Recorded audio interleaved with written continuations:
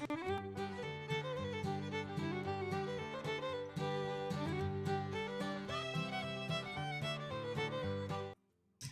everyone, I'm Max from the Max team and I am with Paradox. How are you, guy? I'm Ah, doing very well, Max. Thank you for asking. tonight it's the last qualifier for the Max League 5, the Group H, with the Ukrainian Insane and Silvors, and the Czech En1gma and the Hungarian Cheesehead.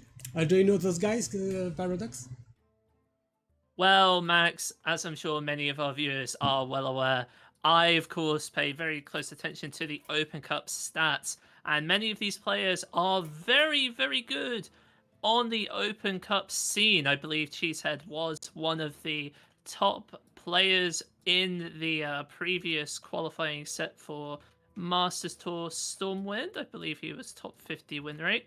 Of course, Silvors is a very well-known player in the Battle Riff circuit. I believe he did very well in that specific tournament. And I believe Insane also did fairly well, but I don't quite remember all that he did off the top. I'm sure if you give me about 5 minutes, I'm going to remember some super duper cool fact about Yeah. him. So But for right this moment, I am busy multitasking, and so it's not the front thing on my mind. But you know what is the front thing on my mind, Max? That is the lineups.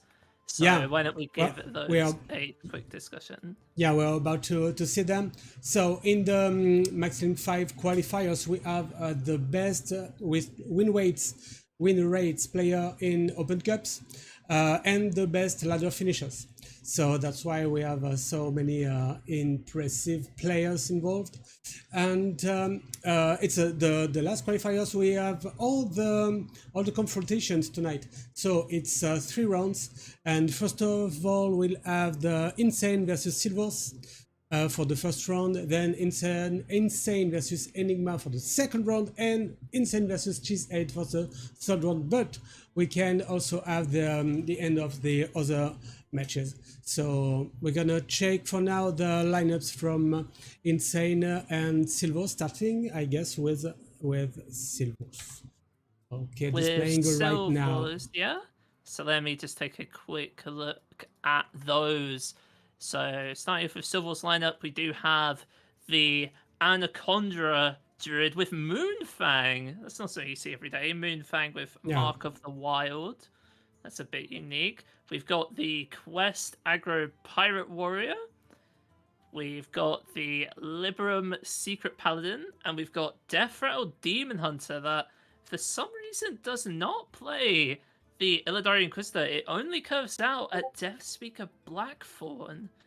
Very interesting decks here from Silver. There seems to be a lot of emphasis against spell-heavy things in this lineup from what I noticed, Max. So we see the Robes of Protection in the Death Rattle Demon Hunter and Watch Posts everywhere we can see. Very interesting choices here from Silvors.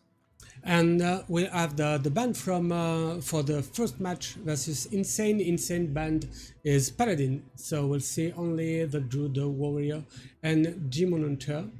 I like this Druid list. It's back in time, just back in 1 or 2 months before the nerfs. We have those kind of list of Druid lists with Maligos and so on, and now they are back because of the recent changes in game. What do you think about this old deck remaining? Well, I mean, we've seen quite a bit of Anaconda Druid even like before the nerfs. Like you saw that I brought it in the Max League qualifiers myself. I think it Mm-hmm. is a fairly solid deck. The interesting point for me is the Moonfangs and the Mark of the Wild. That's generally not something that you see very often in this deck. I know Zerios very famously once posted a list literally the day before. I think it was like on the day of the Masters Tour of like a Moonfang based list with Mark of the Spike Shell, so you get like more Moonfangs. But I saw they get it in here too, right? Like you can Moonfang, and then you can like Mark of the Wild it, and you Yeah. can germinate it, so you get like multiple Moonfangs like right after your Celestial Alignment turn. And what's your opponent going to do against like 3 like massive Moonfangs that are only going to take 1 damage per hit with only 2 mana? That's such a hard prospect to deal with, right? Yeah. Okay, so we are going to see the lineups from Insane now, bringing a warrior, hunter, demon hunter, and rogue. But his hunter is banned in this first match versus Silver. Okay, so Yeah. go. Oh yeah. I mean, the hunter's pretty standard, right? Just standard face hunter. We've seen that time and again. The interesting thing is the rest of his lineup. Like we've got our Miracle Rogue with, from what I can see, nearly the universally accepted 30. They've got a Pen Flinger and Kazakus. That's not always standard, but aside from that, we've seen pretty much everything out of Miracle Rogue. We've got the Quest OTK Demon Hunter. Like, even after the Eyebrow Brute was nerfed back to 8 mana, still seeing quite a lot of play here. Not too much that's out of place. I suppose the only thing I notice is that Insane's only running 1 copy of Guild Trader, but I don't really know how standard that is, because I don't really play this deck very often, I'm afraid.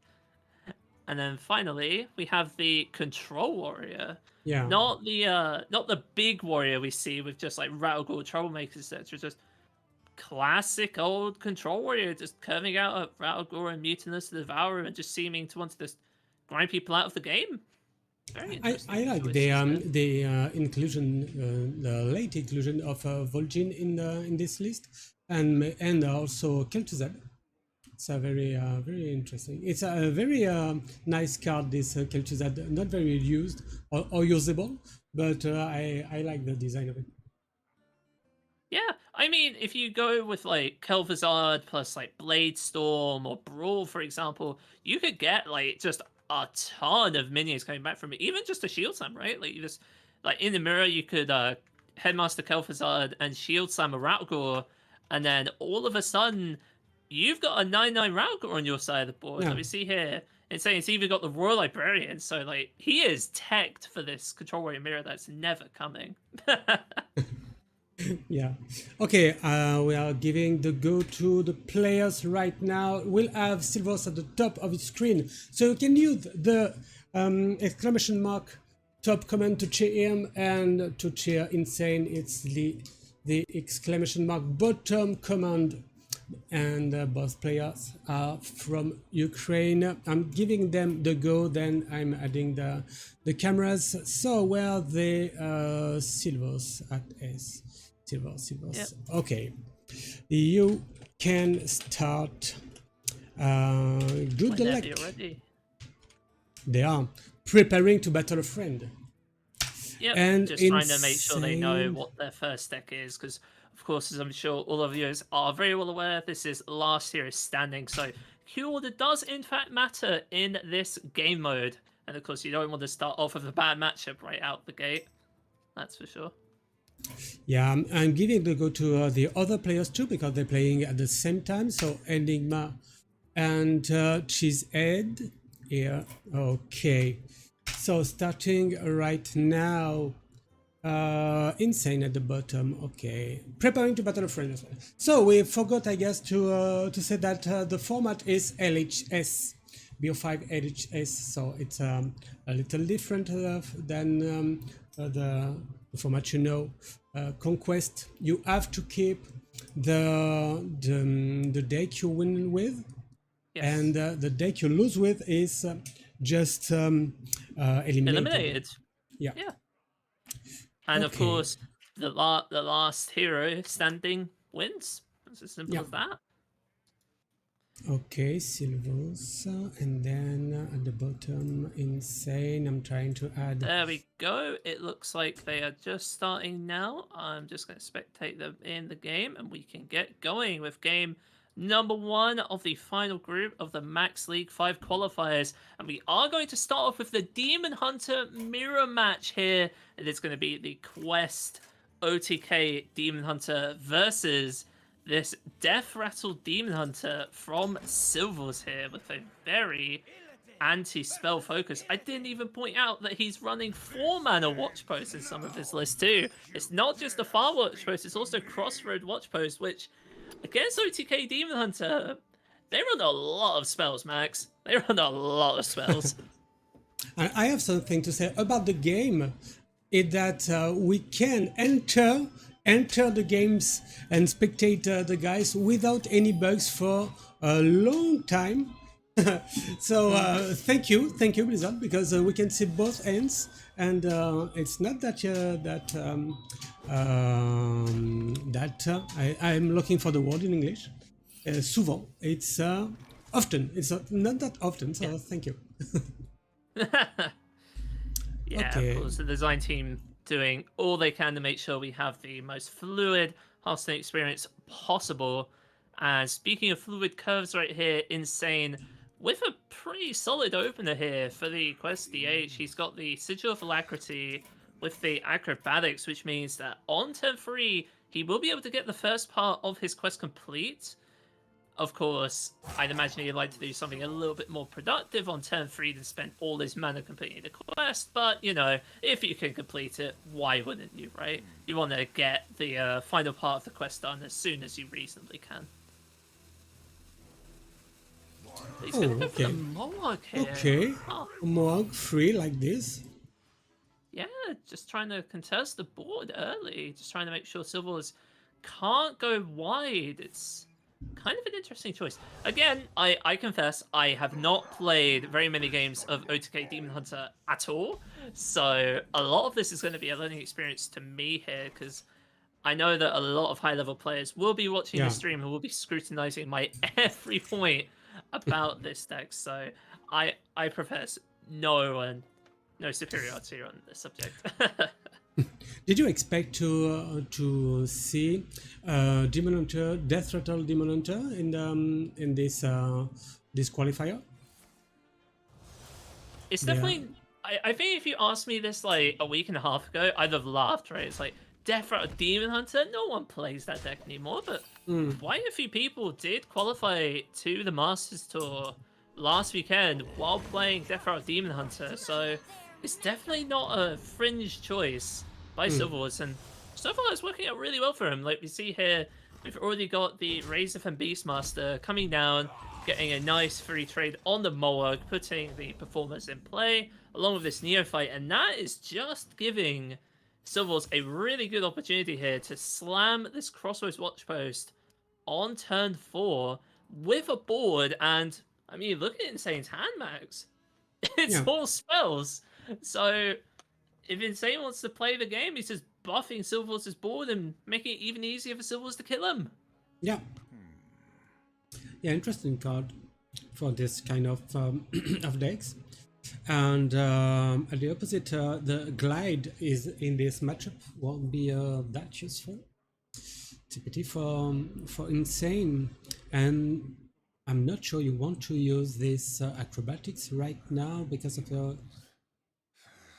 Oh yeah, you draw 2. Okay. Yeah. So the quest will be complete this turn, so you do want to play it. Yeah, you have just to tick. progress the quest. And of course, Insane did also pick up the Tusk Piercer, which will allow him to more easily get to the second part of the quest completion. But he will not be able to clear a minion this turn, and that means the Crossroads Watch Post is going to be able to come down very cleanly on curve here. And like I mentioned a few moments ago, everything in Insane's hand that he wants to play, of course, is a spell. So, you know, the longer this game goes on, the longer this Watch Post remains on the board for Silvors here, just the more incremental advantage he's going to get. Yeah, you can deal with this Cult Neophyte before launching anything, but you have to deal with a renowned performer and this Death Rattles. Okay. Gonna see a Glide here that will complete the second part of Insane's quest. So far, not really the cards that you want to be getting here from game momentum, because this doesn't deal with the board that well. I guess what Insane could do here is he could go Talented Arcanist, Immolation Aura, but he would have to hit his hero power and his weapon into the watch post first. Yeah, because otherwise he would not be able to clear the board. The taunts from the renowned performers would be in the way. But now with the Arcanist Immolation Aura, that will clear most of the board. It will not clear all of it because, of course, the two performers are still in the way. But you know what? It is a much better sign than when he started this turn. Let me tell you. Okay, it's a very good turn for Insane dealing with this post. Okay, but Silvors is always ahead. Yeah. Let's see, double jump, Okay. hitting Spectral Sight. It's That not will that bad. complete the final part of the Demon Hunter quest here for Oh. Insane. However, he will not be able to play Demon Slayer Coatress this turn. He will only have 3 mana available. And I think more importantly, Silvers at this point is dealing at least 6 damage on the board, at least 2 of the weapon right now. So Insane's got to do something or else he is going to die in 2 turns. Like, no matter what. Yeah, I guess you don't want to use this Viper here. Okay, not that bad here. I-Beam's a good start. That will pull out the second Persistent Peddler, however, so that will not reduce the amount of minions on the board, but it will give you that 3 HP back. Yeah, this card is really interesting because of that, this Persistent Peddler, and it's tradable. Okay, it's yeah, so you're pretty much always guaranteed to have just a Persistent Peddler come off of Peddler.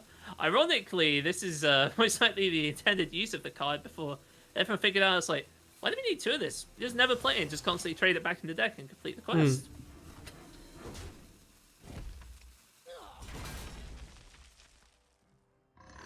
But yeah, this appears to be the moment that Silvors was waiting for. He was waiting for Insane to complete his quest because now he can just glide Coatress away. Yeah.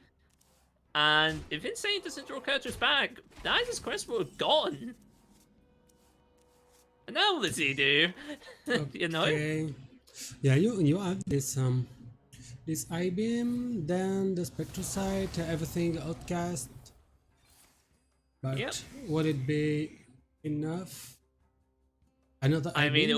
How many have the I mean, it will be enough to keep him alive, but Insanely, he just doesn't have Coatress, which means it's going to take so much longer for him to actually like be in a position to win this game. And the longer you give this Death Row Demon Hunter deck, the more threats it's going to develop. Like, look at this. Silvors is now going to get an Ogremmancer and a Watch Post on the board. Yeah. Like, there's so much disruption. Silvors is really, really, what is it? Really mad about the spell casters and Ogremmancers, the previous post, the cultist, the far watch post. You don't want to cast spells to Silvors. Yeah. Yes. So, what is it now? Is it something you can do with this immolation aura? And I mean, yeah, Talented Arcanist Immolation Aura will fully clear the board as long as you play all your spells first and then hero power into the Ogremmancer. But again, like, the problem with this, right, is that you're not progressing your own game plan. Yeah. Because like every turn that Silvors gets is just one more turn, just develop a whole bunch of annoying threats that Insane has to deal with while he's not playing Coatress. He's not drawing cards. He's not. He's just not doing his game plan, right? And you'll be at 7, and after I've been played all your I-Beams. Yeah. Not so good. It's not only all the I-Beams, right? It's also that Insane also played one of his Moags. So the amount of healing he's got left as well is quite limited, let alone damage. Okay, another glide. How many cards left? 9. So it's 9 cards in the deck for Insane, and it is 14 for Silvors. Of course, the cards in Silvors' deck don't really matter that much. It's just how much damage can he present, right? And this is threatening lethal. Yeah, just this.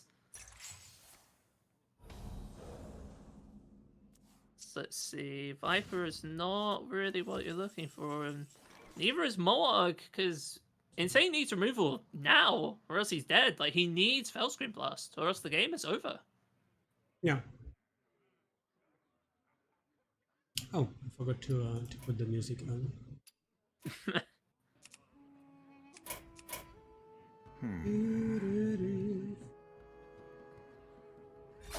Yep. Let's see, gonna trade that. There's the Fellscreen Blast. Okay. So Insane can still keep himself alive for at least one more turn here. With the Philosophy Moog Fellscreen Blast. That will keep him alive. Okay, let's see. It does, however, put a bit of a snag in, because now that the second Skeleton Ogre is going to be on the board, this Fellscreen Blast will not hit the Ogremancer itself. The Ogremancer itself will be at full HP. Yeah. We'll cut right to the chase. Oh. And the corrupted weapon, the Executioner. Yep, the Fell Steel Executioner. And with that, that is all of Insane's Moog Artificers. That's all of his Artificers and all of his Arcanists. So at this point, I think it's safe to say Insane cannot win this game anymore through conventional methods. He can't win through the combo. He just doesn't have enough damage. So now what does he do? Nothing really interesting. I guess you can glide after that, but you don't want to pay to do your glide with your opponent having only one card in hand. You have to wait. Yeah, you definitely do not want to give Silvors 4 extra cards here. That would not be a wise idea. You are absolutely right about that. But yeah, like Silvors just gonna throw everything on the board and just hit Insane in the face. And what's Insane gonna do about it? Silvors is still at 22, and all of his damage is gone. Yeah. Okay. What can I discover? Useful. Let's see. None of those are gonna be that helpful. Sidrunner will allow him to draw another card. That's not really the card he wants to get, so he's gonna have to glide. Just okay, the glide from the middle. Just making sure that Silvors cannot draw those 4 extra cards, but I don't think it's gonna matter. Fellscreen Blast is good, but Insane also needs to hit the Guild Trader here, or else he will not have enough damage with this Fellscreen Blast to keep himself in the game. Not sure. Okay, I wanted to keep the Viper for the weapon. Okay. Well, I mean, interesting. Here's the thing, Matt. It's like, sure, you could Viper to like eat the weapon, like heal yourself for 4 HP, but you need the Guild Trader Fellscreen Blast, or else you're just gonna die. Yeah. And most of the time you don't want to die. Yeah, dying is in fact a bad idea, yes. Okay. So back to 15 here. How many? Moonfang off the top. That Okay, is not a good thing for Insane to see at this point, because you need to hit Moonfang 3 separate times to kill it. And at this point, I don't think he can without dying. Yeah, only 2 cards left. This Viper, and we'll see soon the other one again. The last card is a Persistent Peddler, because we saw that traded back in. Okay, so you're dying just right now, because you cannot deal with this Moonfang? Yeah, Insane literally cannot clear this Moonfang right now without dying, so yeah, the game's just over. So it's 1-0 for Silvors in this Ukrainian derby. Yeah, I mean, unless Insane like pulls out something absolutely insane I'm just not thinking of, like, I just don't see how he deals with the Moonfang without just dying. Like, he could like triple trade into the Moonfang and he lives like one more turn, right? But that won't save him. So that's it, and we won't see this Demon Hunter anymore from Insane. Oh, just forgot to put the right bands. I'm gonna do it right now. Okay, so this one has been beaten, and I'm putting the bands. So no paladin on the top. No paladin here. Yep. So insane. So insane at this point has to choose between the Miracle Rogue and the Control Warrior to face off against this Death Rattle Demon Hunter deck, and I'd imagine he'll probably end up going with Miracle Rogue. Yeah, I can't see Miracle Rogue having too difficult time against this Demon Hunter deck that's just so reliant on beating up decks with tons of spells. Stay in the shadows. Okay, and at the bottom it's the Hunter that has been banned. And now we're here with this rogue. Okay, let's see this rogue in action.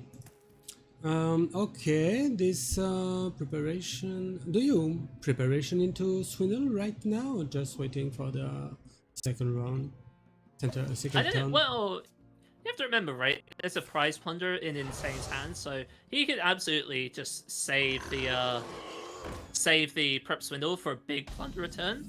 In general, Silver's hand is looking very strong in this early stage, right? He's got the Razor Ball. The Razor Ball, when it dies, will bring out the Razorven Beastmaster, and then when that dies, that will bring out the what's it called, the Renowned Performers, right? So it's a minion after minion after minion for Silvors. And not only that, he also has the Far Watchpost, which if not dealt with swiftly, will cause Insane to not be able to play very many of his cards for a low amount of mana, so... And like, just look at the rest of his curve.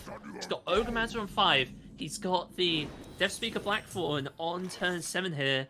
If Insane goes to Prep Swindle right now, both of those cards are going to cost 1 more mana each. And then he won't even have enough mana to use the Prize Plunderer to clear the Watchpost off the board. So this Watchpost is just devastating for Insane right now. There's just no easy way Maybe for Silvors to deal with it. Do you just hero power here and hit the post to prepare the next prize plunder? Next turn? You have to admit, that play sounds awful. Yeah, but I don't know why you want what you want to do here because of the post. Yeah, it's really annoying. I wonder if Insane may consider like going for Secret Passage, because Secret Passage won't actually increase the cost of the cards drawn. So if he hits Brain Freeze, which he did, he can now Brain Freeze the Watchpost and then not have to deal with the ramifications of all this stuff just costing stupid amounts of mana. You can even see a Prize Plunderer and a Shadow Step used to heavily damage this Beastmaster here. Probably not going to finish it off this turn. But yeah, just going to get all of those cards back. But that's still quite a heavy investment to get rid of the Watchpost there. Yeah. Okay.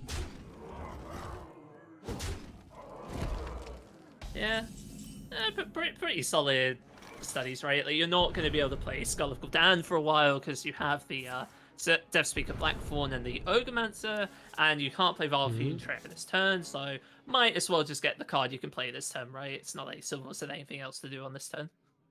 Yeah, you may want to use one of those prize plunder. You're paying for my discretion. Yeah, to clear some of this board makes sense. Right to the chase. To be honest, the biggest problem for Insane's hand right now is that he's just going to run out of cards if he plays all of these Battlecry minions, right? He really wants to find that all-important, forget the name of it, Field Contact. That's it, yeah, Field Contact. So he can just cycle through all of his deck, right? But he doesn't have it. He doesn't have Secret Passage or Swindle either. Both of those were used already, so... It's sort of like a catch-22, right? You want to clear the board, but you also don't want to clear the board because then you'll run out of cards and then you can't win the game.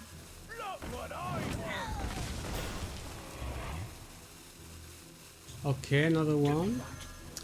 It looks like Insane's Okay. fully committing to the board here. Let's see how this works out for him.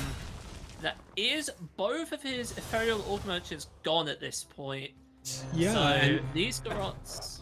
and as I said, his end is now almost empty. So even with the field contact, you cannot. Oh, you don't want to see this now. Nothing to play. But you can deal with this post at least. Yeah, but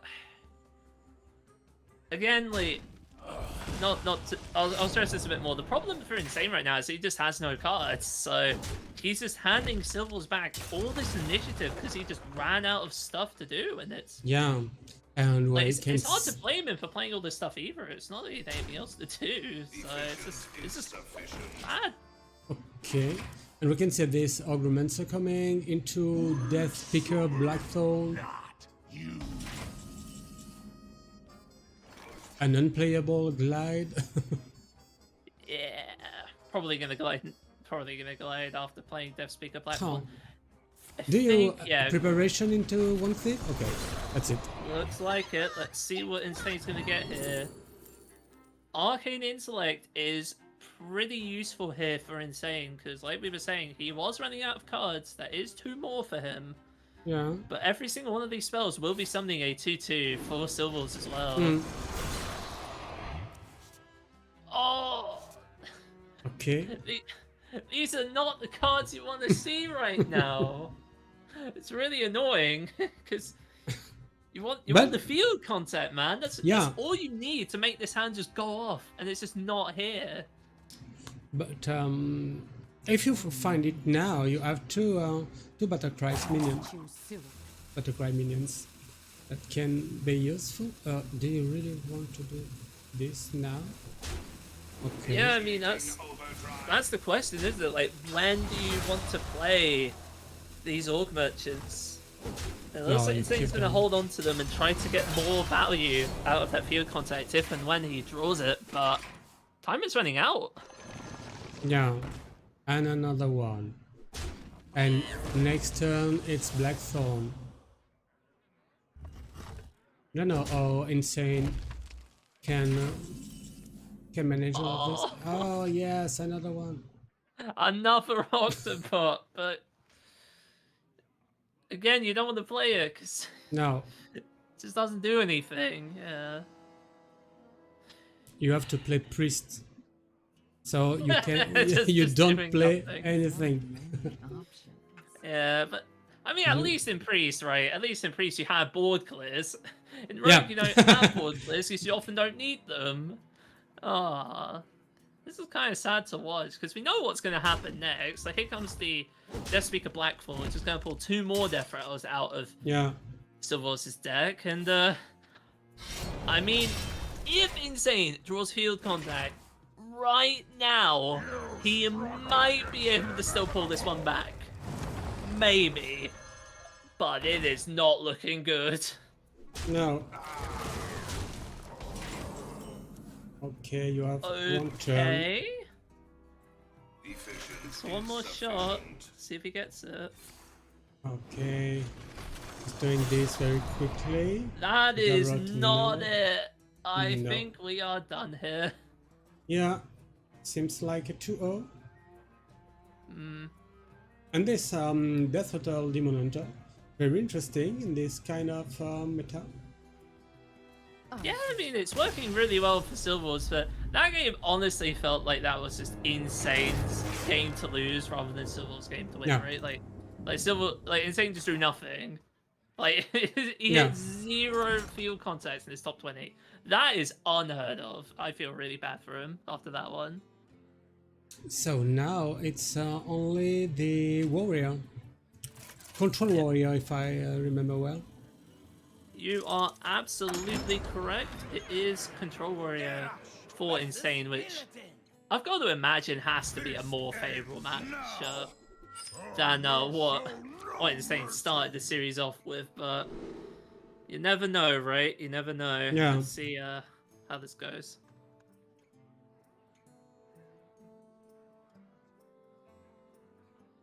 And remember to the viewers just arriving right now that after this last qualifier for the Max League 5, we'll have the group drawing with all the 32 players. I will be split in 4 groups. The Max League 5 starting on mid-October, just after the Max Land 3. Yep. But speaking of threes, here's game number 3 here with a far watch post coming down on turn 2, which is almost certainly going to get minefielded. Yep. So let's see here. Not very many cheap death rattles in Silvors' hand, unfortunately, and that means this Razor Ball right here is going to line up extremely well into this Outrider's Axe here for Insane. We have a very nice combo in the Warriors and here with Headmaster Kill to that into Rancor. Versus this kind of deck, they can be useful. You can get all the tutus from the Augmenter back. You most certainly can.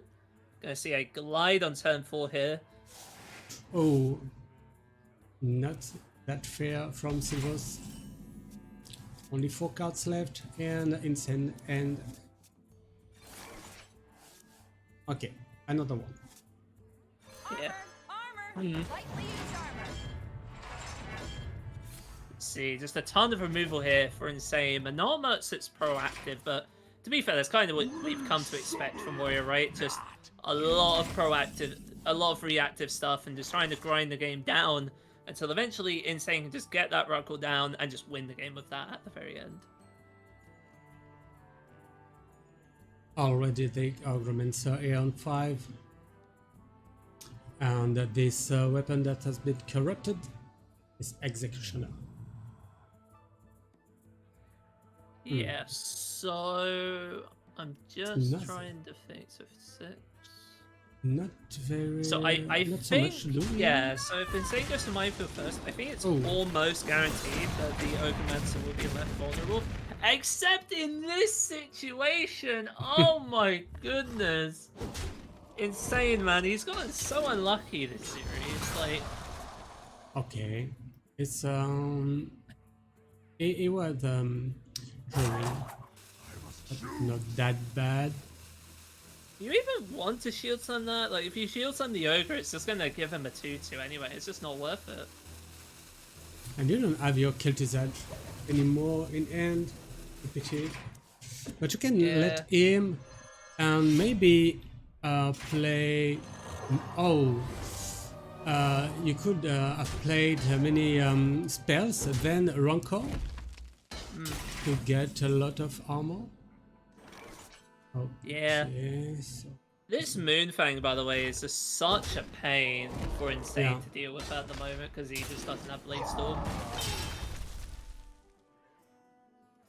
okay, you can use your provoke here maybe.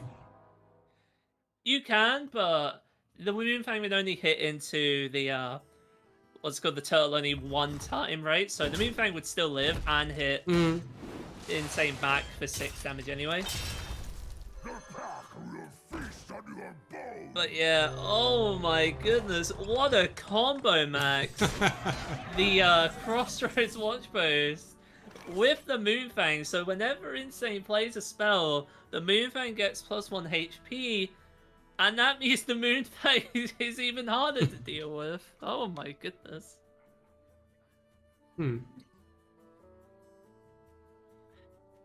I'm thinking about using this provoke here, but not very useful. But do you want to brawl this? I mean, Brawl sounds like the most reasonable option to me. It would leave only 1, possibly 2 minions left on the board.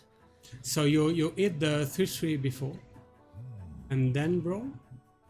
Well, okay, so you hit the 3/3 and then it's going to spit out another minion, right? So I guess like you would still do it anyway because it's still like reducing a minion from Silvos' hand, but it's not reducing the count of minions on the board. But yeah, I think Brawl is probably the best way to go about this, because you can't really shield slam the watch post at this point. It just has too much health. No. Okay. Let's do it like this for now. Executioner. And another one. Okay. This might be a bit too much of a commitment here from Silvors. Yeah. I think he possibly I could see. have held on to the En1gma there, but maybe he's just making the read that Insane just doesn't have Brawl or something, I don't know. But of course, we know he does have Brawl. Yeah. A good one, yeah. With those two, 3 2-2s. Yeah, let's see what comes off the Brawl. It will be the 2-2s. That's a really good outcome for Yeah, Insane here. interesting. This card is so good too. If you play it, it can be trade. Yeah, you can trade it, or you can just get 8 armor. It's a really Yeah. versatile defensive tool. Oh my goodness, what a top deck! Ooh. Glide to draw you 4 cards and get rid of 2 from your opponent. That is mean. Insane is laughing at the cam. And don't forget I can't blame him. Like that was actually mean. if Silvors win this one, it's game. Because Yeah. it will be 3-0. And you got the feel for Insane, Max. Like, he was just like, I'm gonna rattle Gore on 9, my opponent's board is empty, it's over. And then just Glide just completely ruined his plan.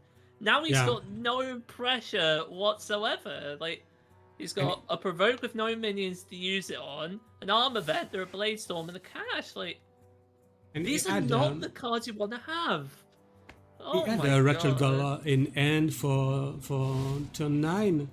So he could Yeah. have put it on curve. But no. Not now.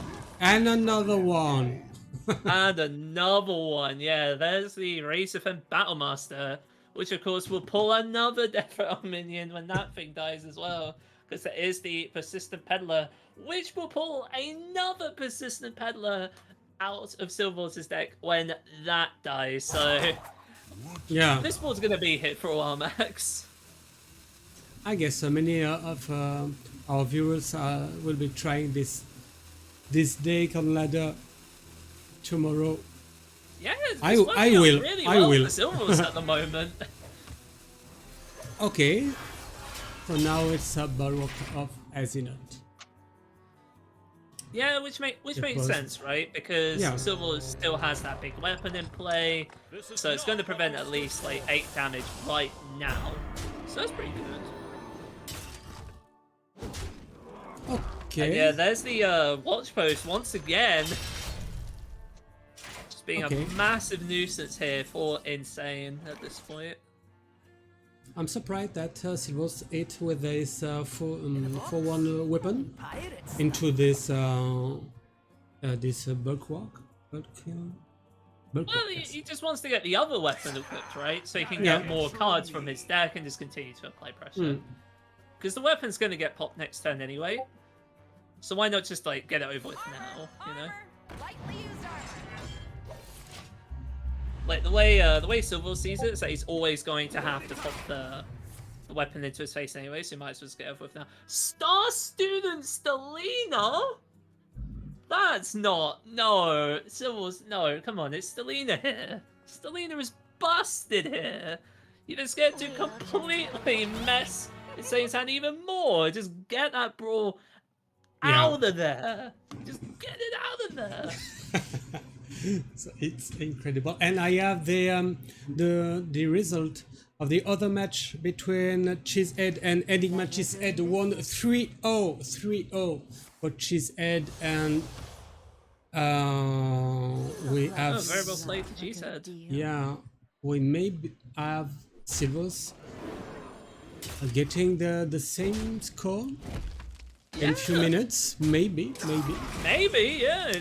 Oh, he left. I've got to be honest, Max. Like the more these turns go on, the more that seems likely. Because Yeah, what does Insane do here? He has to brawl. yeah, you have to. All right, let's see how this brawl goes. Okay, if it's the post, maybe the post. Oh, it is the watch okay. post. But that's fine. That's fine because now Insane can just shield Look slam like it, right? you love a good Okay, deal. and another one. As I said. Yeah. Isn't it interesting to Bloodstorm here? So you deal with this second peddler,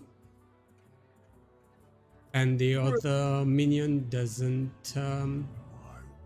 Doesn't attack. At least you can shield slam the posts as well. You can. It's just like you have to like ration your resources, right? Because Insane, he's almost Yeah. out of cards. And we have Blackthorn in end, and opponent's end. Oh, okay, yeah, we are going to see the shield slam here on the watch post. Okay, but keeping this Blade Storm. Interesting. Just trying to save it for a better opportunity. Here comes Dev Speaker Blackthorn pulling out 2 ectoplasms and a renowned performers, so And pressure Silvors, is not quite over yet. Silvors knows that Insane has Blade Storm in end because they saw it previously. Selena, yeah. Okay, so he doesn't want to play this 2F minion continue fight into this Blade Storm. Yeah, you just save it for a better turn. Like, Yeah. what's Insane do? If he Blade Storms, he's not clearing anything off the board. Yeah. He's clearing 2 ectoplasms and just replaced with 2 adventurers. And that's it. And Mutinous is just a 7/5, like a 7/6 minion. Like, wow, that's so scary, you know. I'm kidding, of course. It's not scary at all. Job done. That glide, man, that glide was criminal. Muzzle I there. literally saw robbery take place in that glide, Max. That was not fair. Okay. It's a 12. And now 7. 7. It's low. But Shield here is slam, the not- shit slam! And nothing you can do with it. Yeah, that's not gonna do it. Like, Insane here, he can trade Mutinous into Blackthorn. Ah, that's it, Blade that's it. Storm, armor up, shield slam, get rid of the other thing, but yeah, it's not gonna make a difference, and that means that Silvors is gonna dominate this first series 3-0 with this spell, anti-spell, death rattle demon hunter deck. Very well played. Okay, so it's 3-0 for Silvors right now. Okay, I'm just there. Okay, I'm just checking and putting the scores on the tournament. So Insane 0, Silvors 3. That's it. So right now we are moving to next round. And we'll have Insane versus En1gma and Silvors versus Cheesehead. So I'm giving the go to Silvors and Cheesehead. Okay. So Cheesehead. Okay. It's okay. You can start your confrontation versus Silvors.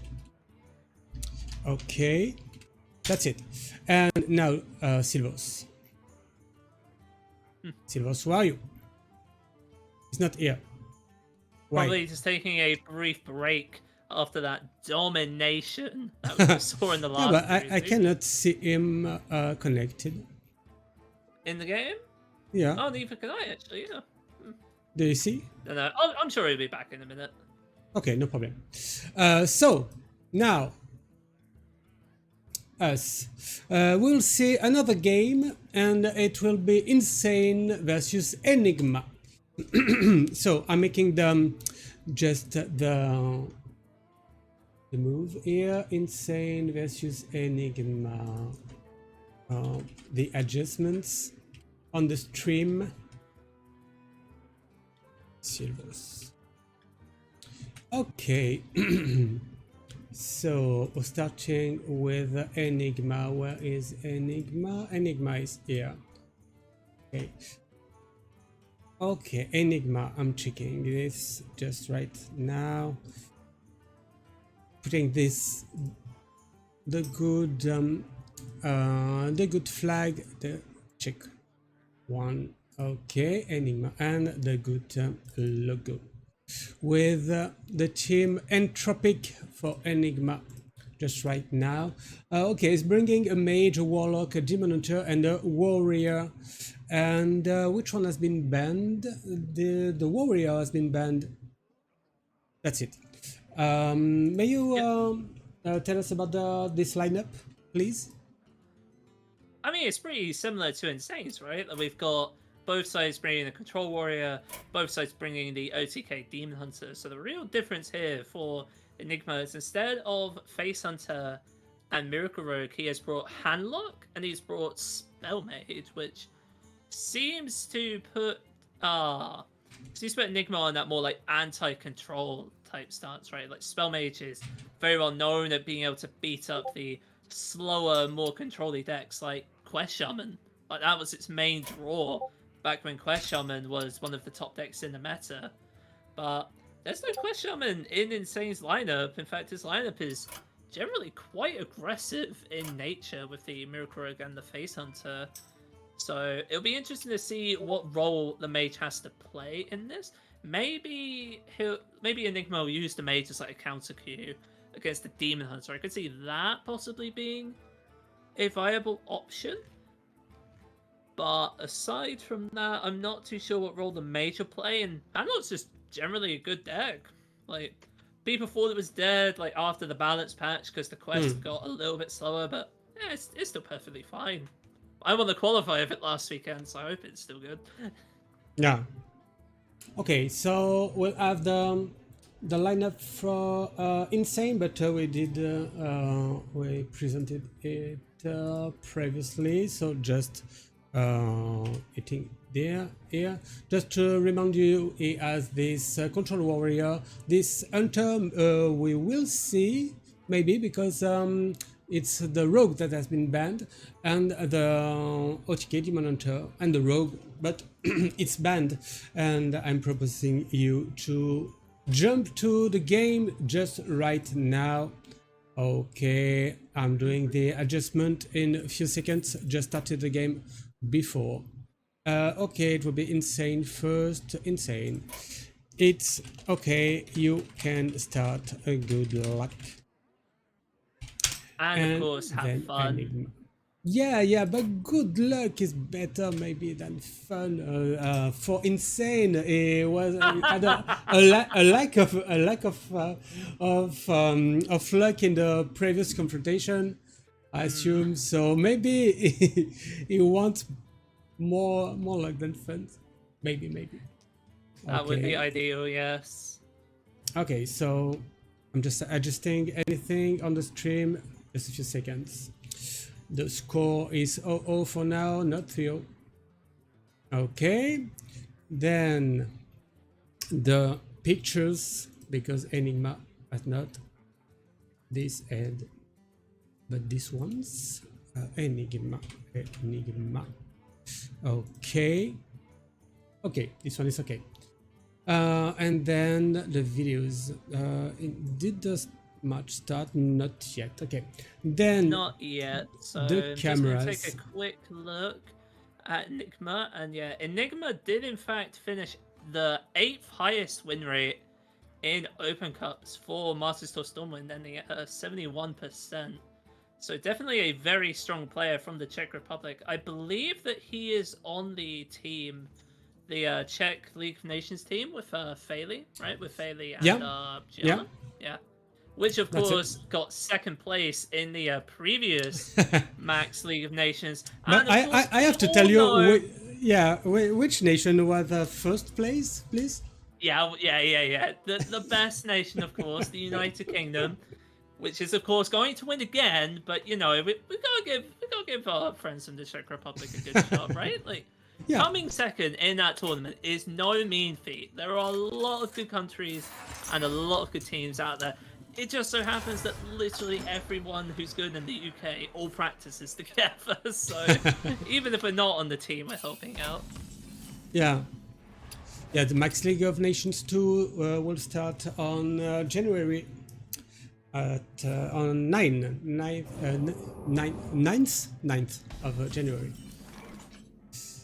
Okay, starting with this mage on En1gma's side versus this control warrior. Oh, and Macteridon on 4. Just Yeah, right McFerrin now. on 4. This inclusion of McFerrin is a rather recent one in Mage. I actually like it quite a lot.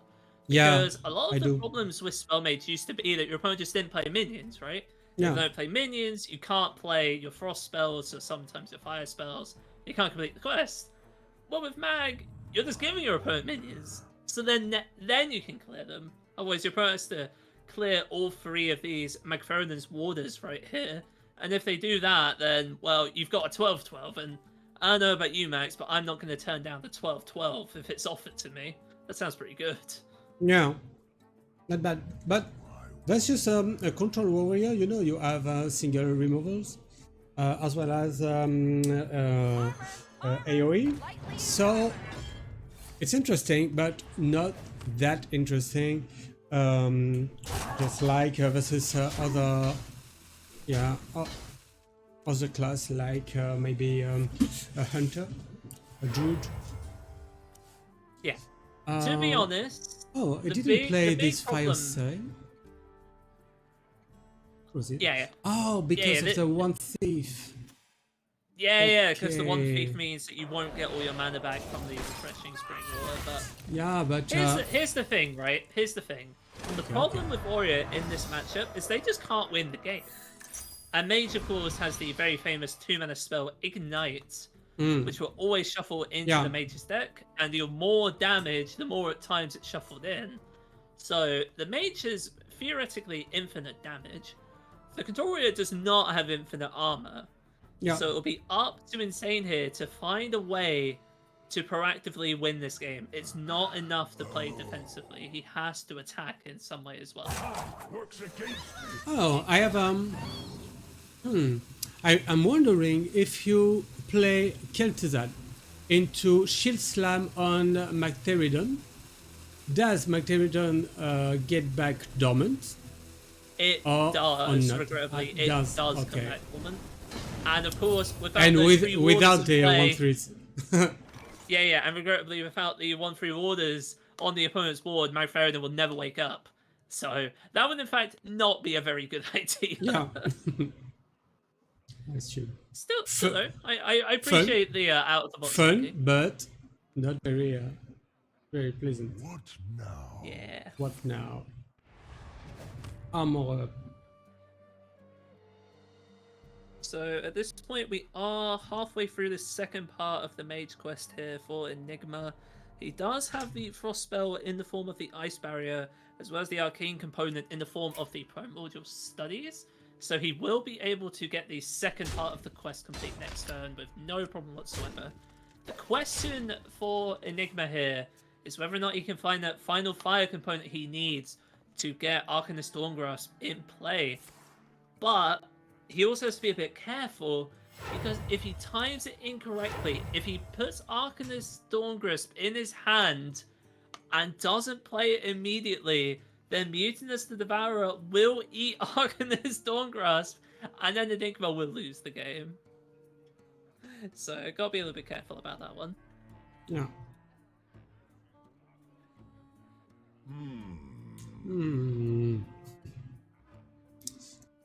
Okay. So what is it here? We are okay. We're So, drawing seeing the more card. and then Ice Barrier.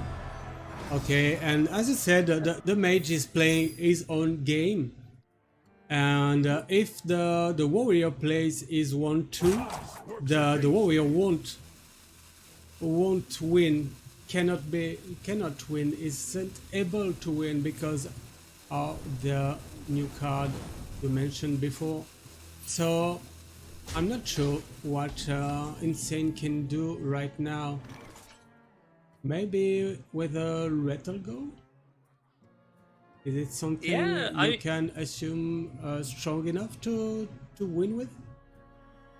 I mean, I think that kind of has to be how Insane goes about winning this game, is by getting Rattlecore on the board and then just killing Enigma with that. The only problem with that, of course, is that the earliest Rattlecore is going to come down is turn 9. That is quite a while away, given that Enigma's not going to wait that long. Okay, so it's a very, very full Let's see. here. So What is it?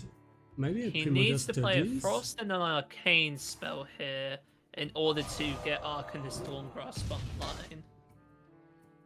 But like I mentioned, he also has to play Arcanist Dawngrasp in the same turn that he completes the quest. If he doesn't do that, Mutinous Devourer will be played and will eat the Arcanist Dawngrasp, and that is not something you want to see happen. So it's a very it's going to be a pretty slow approach for Enigma here as he tries to find that Frost component that he needs to complete the quest, because Ice Barrier's not going to get procced for a while.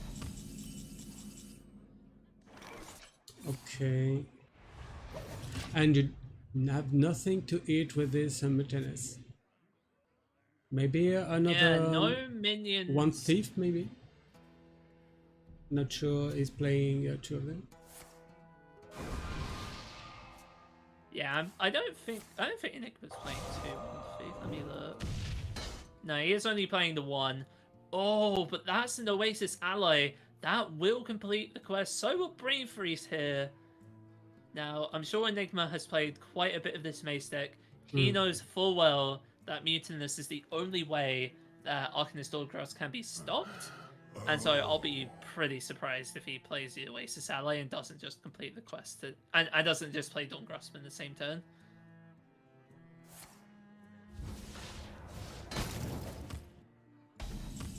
Okay.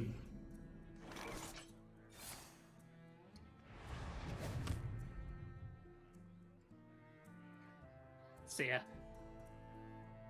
yeah, like I said, right? Like, Enigma's not going to play the Secret because he wants the Dawngrasp to come down on the same turn. Insane, of course, can't really play any minions because if he plays minions, that could make it easier for Enigma to complete his quest. And so it's just really awkward for both players here. But Enigma has successfully developed Arcanist Dawngrasp onto the field, and now all of his spells for the rest of this game will be dealing 3 more damage. Yeah. And Ignites can be played infinitely, so this isn't good. This is not what Insane wants to see right now. Yeah. Yeah, he's just out of there. Not disciplined for now for Insane, but I assume he can deal with this and reverse the situation. He will try as well, at least. Okay, so it's 1-0 for Enigma. Yeah. Right I mean, now. fortunately for Insane, Enigma did not ban the Spell Mage. Sorry, he did not ban the Hunter for Insane. And of course, Spell Mage really struggles against Face Hunter. Really does not like the use of this steady shot hero power, because the Face Hunter, like what we saw in the Warrior game, they can just play a bunch of minions early, hit him in the face for as much as possible, and then just never play minions after that. And then it's a bit of a struggle for the Mace to complete the quest, while the Hunter simultaneously is gonna go face with a lot of burst damage spells at the end. So if Enigma can win this game, he's in a very good spot, but it's not gonna be easy. No. Okay, I'm putting the good bands. I forgot to do that. Probably. Okay. Kolek here is absolutely huge. That's 2 damage right away, and it forces an immediate response here from En1gma, because every turn that Kolek is left up, that's at least 4 damage. Like, that is way too much damage to be left on Yeah. the board. We might even see like a coin first flame hero power just to get rid of Kolek. Like, that's how devastating Kolek is here for En1gma.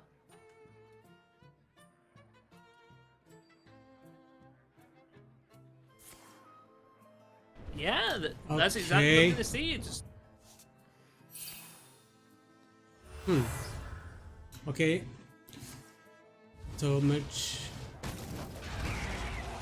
It's expensive here to deal with this demon companion, but as I said, it's needed. Okay, now you want to play this in present Felmo, but you have a floating mana. Yeah, you cannot play this augmentation. Do you? well, No, you well, want you can, to. you just don't want to. Yeah, but yeah. You don't want to use this arrow power right now. Okay. Yeah, so here we see the Ruined Orb, just trying to get rid of as much damage from the board as possible before developing the Ice Barriers. We do see the Snap Freeze, which will progress the quest here for En1gma if he chooses to use it. He doesn't have to use it now, but it's still useful. But it looks like instead he's going to opt for the second flame here. Okay. Oh, nothing to play. Nothing to play. Okay. I assume I didn't see that coming. Yeah, Well, the kind of deck. this is not what Insane wants to see. Like, obviously, Barrack, Kodabane, and Trampoline Ryo, these are good cards. It's just, you don't want them now. you need to put pressure on the mage early Yeah. before their quest is complete, because it's going to be really hard to do that after the quest is done. Oh, and there's the second Gobbia First Flame off the top as well. That's a huge pickup for En1gma here. So, do you want to protect this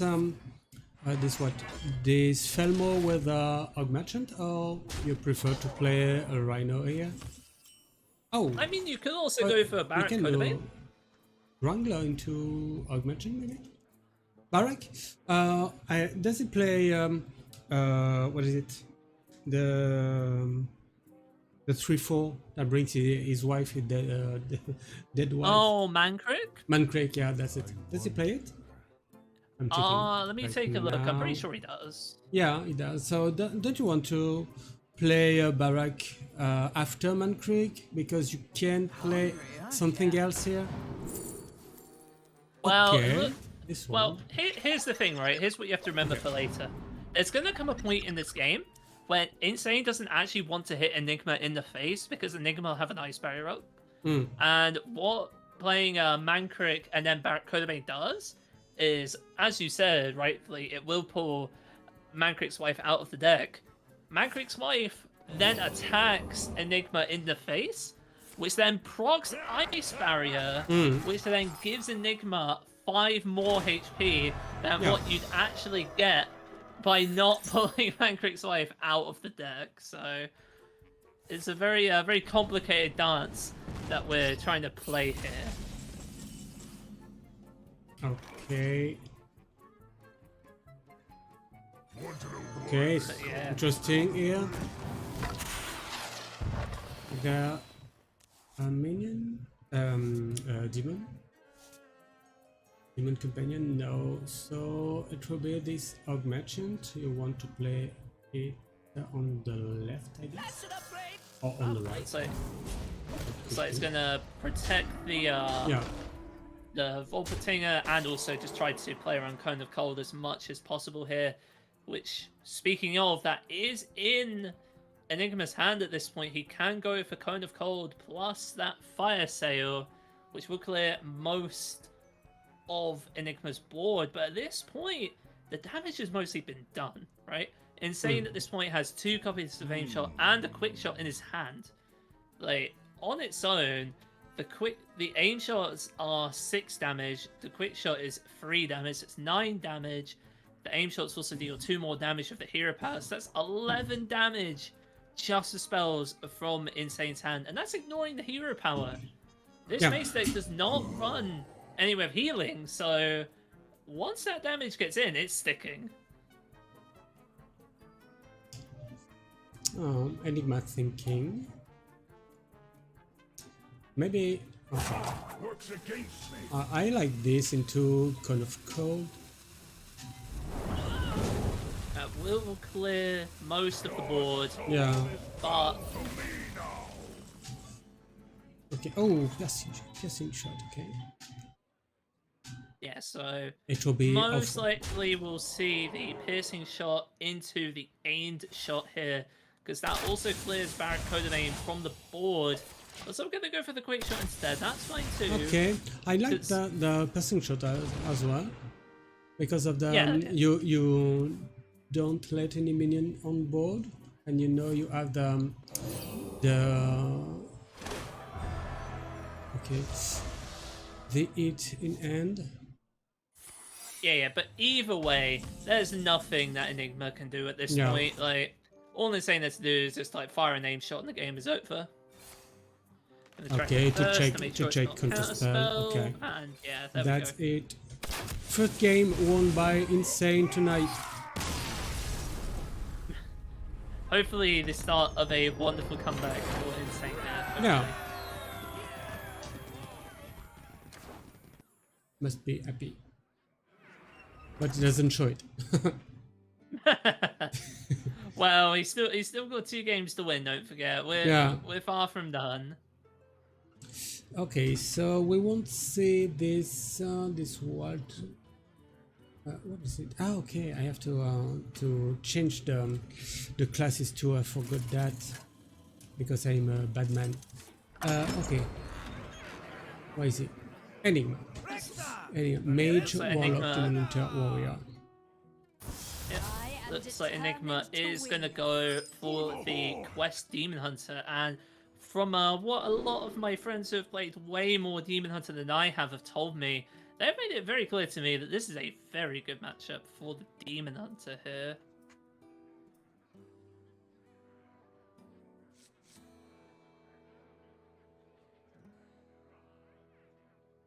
So let's see.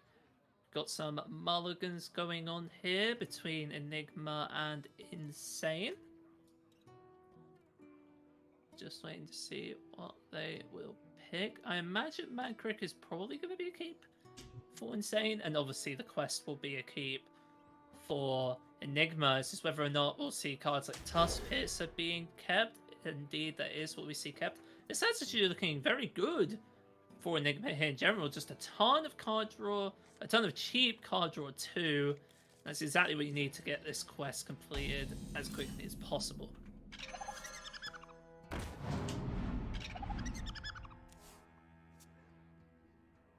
Alright, so... Okay. You back? Yeah. Just one moment. I'm putting the right classes on the overlay. Alright, no problem. Anyway, so... I have heard from a bunch of Demon Hunter players as well that they do often like to hold out on playing the quest on turn 1 sometimes, just to be able to, clear the board in more stressful situations. That doesn't appear to be Enigma's game plan. To be fair to him, he can complete the quest next turn pretty easily. But yeah, let's see what he's got. That Fillmore top deck by Insane was also really helpful. Fills up the curve, puts a 5-4 on the board in 2 turns. It's a really solid pick. But yeah, on turn 2 here, it's just 1 card draw for the turn. You can draw 1 card with the... what's it called? The, I know. oh, I forget its name. The Persistent Peddler, that's it. And you can also Okay. double jump, so... Okay, I'm back. That'll be enough to complete the first test here. Oh yeah, of course it will be, of course it will be. I'm back. So, again, the two rhinos in end, but you have this Mancrick on 3. So that's okay. Oh, what is it? My game freeze? Okay, that's okay. That's okay, that's okay. That's fine. That's why I'm here. So we see Mancrick coming down on 3, and at this point, Enigma's hand is looking kind of average, to be honest. And he really wants this Fellmore to slam its booty straight into this Morg. Let's see if it does. It does, so it will prevent 5 damage to Enigma's face, and also put that Fellmore right in range for the Immolation Aura to fully clear it off of the board. Okay, so at least you have a turn 4 with this rifle. Do you prefer this Demon Companion into Hero Power? I mean, Demon Companion 2 times out of 3 isn't bad, but Rinling's Rifle is also just a little bit more efficient on the curve, right? You're spending all 4 of your mana rather than just 3 with Demon Companion Hero Power. So I get why Insane would go down this route. So do see the Illidari studies first. That does pull a Spectral Sight, which means that Enigma will get the second part of his quest complete this turn. Getting some pretty good cards reduced on the way, mind you. Okay, yeah, with this Evgenath used, and you have this Immolation Aura you're waiting for. Okay, is it time now for this fight? No, right now. Yep. Okay, it doesn't hit with this weapon. No, I think he's trying to find like specific secrets off of Rinling's rifle, and I think Insane is smart enough to recognize that Enigma would never like go for the Viper, right? Because that just gives him so much free damage with the second Rhino that's just not worth it. To be fair, he did scare me for a second. I thought he might have went for it, but no. That will be the final part of the Demon Hunter quest complete, adding Demon Psychiatrist to Enigma's hand, but I don't think we will see that played for a little while yet. We'll see. Okay, does he want to use this Immolation Aura to deal only with Mancrick? Maybe he's aware that the secret is open the cages, so he doesn't want to leave two minions. You have to at least consider it, right?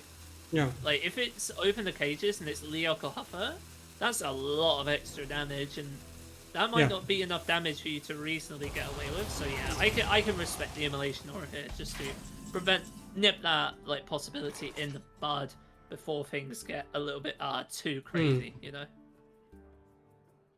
Okay, your Wongler doesn't get the other Rhino, so you cannot burst the Rhino on board. Sadly, Time passes. Maybe it's time for this cultist. Maybe it's time for the cult new fight. Oh. Maybe, but it looks like Insane's smelling a bit of blood in the water, knowing that both Immolation Auras are gone. He's just gonna go, yeah, I'm just gonna go wait and see what he does, but Neophyte was certainly a consideration, yeah. Is there any secrets left that you want to have here to counter Enigma? I don't think so. No. The only secret you'd want, I think, is Snake Trap, because you don't really expect Enigma to hit in with a minion or his face this turn, right? So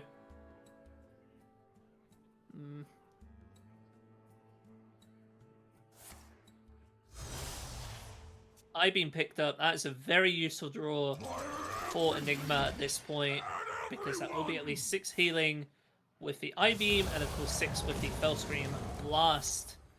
And that also allows him to put down the Rust-Rot Viper this turn with much more lenience, now that he's back at a very healthy 25 HP, rather than like, I don't know, like 10 or something that he started the turn with.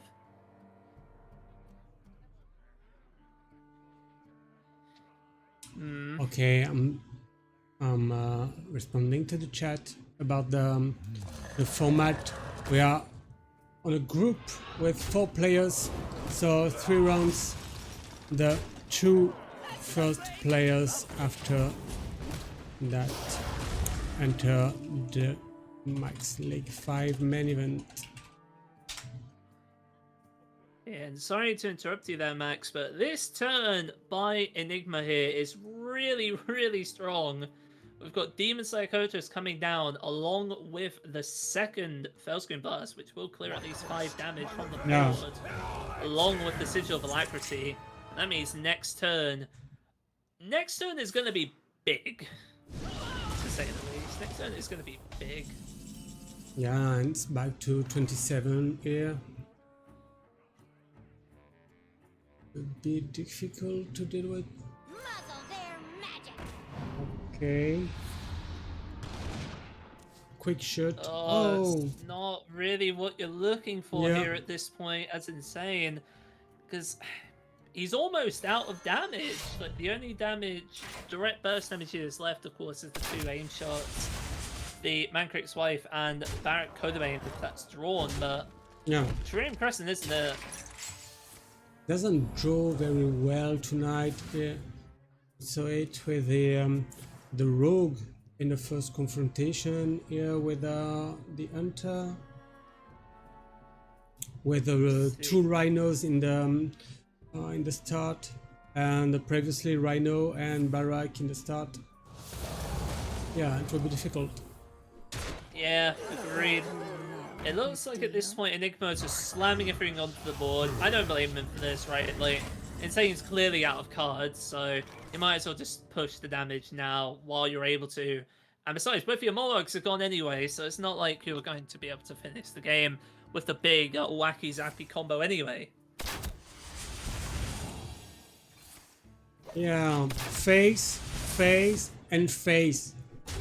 That's it. You are Yeah, hunter. that is it, but I don't think that'll be enough. There is a clue. Yeah. There is a clue playing hunter is that your hero power doesn't hit anything but face. So Yeah. you know where to hit. Yeah, and my spectator bug is a little bit active, but I assume just all kinds of insane stuff is happening on the screen, and Insane's Fortress is about to blow up. Am I right? I'm not sure he has that many. Oh, it's not working anymore. I guess the spectral sight seems to be floating in the air. All right, hold on. Let me hop back in. I think Insane is very much about to die, though. Yeah. Okay, I'm leaving the spectator mode as well. Yeah, they're preparing the Battle of Friend. I'm pretty sure that Insane just died, so apologies for that. Okay, Insane. So, okay, Insane in the first place, then En1gma. So I was kind with Blizzard at the start of the stream, but okay, so it's 2-1 for En1gma now. I will not hold back this time. 2-1. And we add this Demon Hunter mirror. I guess it's really a mirror because the lists are very similar. Yeah, and most importantly, it's not a true mirror because one side is, of course, the famous demon hunter Illidan Stormrage, the Betrayer, and the other side is some random demon hunter called Mirana Starseeker. Never heard of her. I guess she's some explorer's sister or something. Nah, whatever. Who cares about her? Anyway, we've got a mirror match in class identity. Yeah. And so far, Eating. Yeah.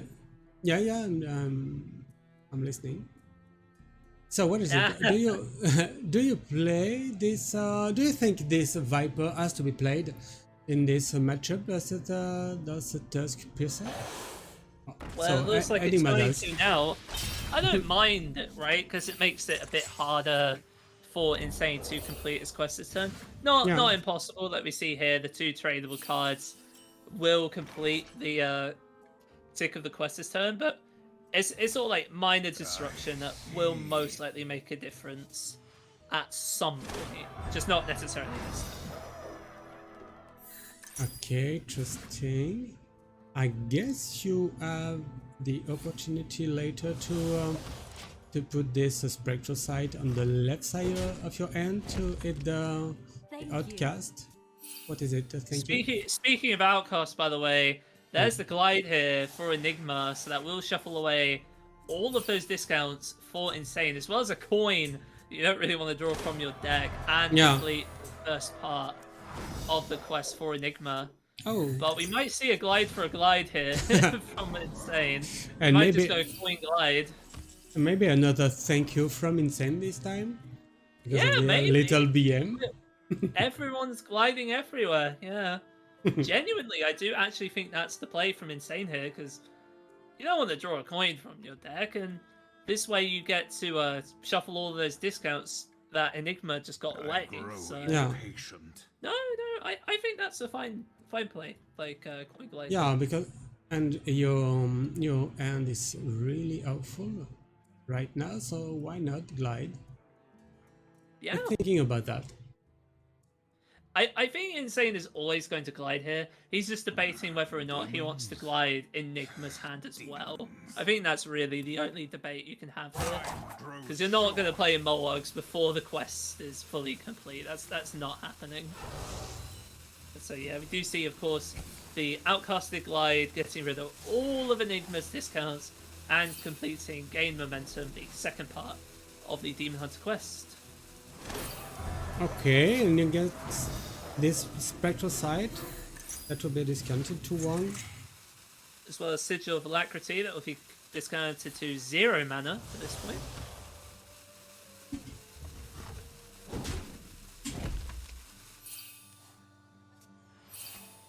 And spectral sight. And Acrobatics, I assume. Yep, that will complete the second part of Enigma's quest as well. And we miss Chief Nomi, those kind of deck. Nomi Demon Hunter, just empty your day and just spam the ball with 6/6s. I love it. Yeah, with elementals. Okay, so is it a way to play the spectral side? Oh no, acrobatics is very fine. Acrobatics is still very much fine indeed. That will complete the quest this turn, almost certainly. Because you will be drawing at least 3 cards with the Spectral Sight and the Acrobatics, which you can make Spectral Sight cost 0 as well if you want to. So I will be very surprised if Insane can't complete the final part of the quest this turn. It's just whether or not he wants to, because there's also the worry that Enigma could just glide Kurtrus away, and then, well, there goes his quest reward. We've seen it happen once tonight, it could happen again. Yeah, I guess it's a play. Yes. It just glides Just a everywhere. Yeah, just a little reaction on Enigma's face. Just a little. Just a little. I mean, to be fair to Enigma, he could just double jump into glide, you know, glide into glide into glide. Oh my god! This is it, like, we're just seeing glides every turn. What even is a hand, Max? Hands are subjective. This time, Insane wasn't happy at all. It jumped over Can you his chair. blame him?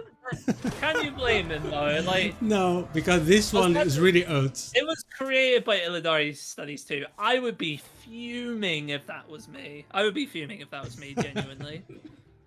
Especially after all the other nonsense Insane to put up with tonight. Like, honestly, I don't blame him for being angry at all, but you gotta try to not let that control you if you can. You've gotta try to commit to your game plan, but it is not easy when people are just getting so lucky against you.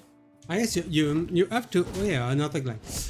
You have to assume that the game will be bad with you, and the worst things appear.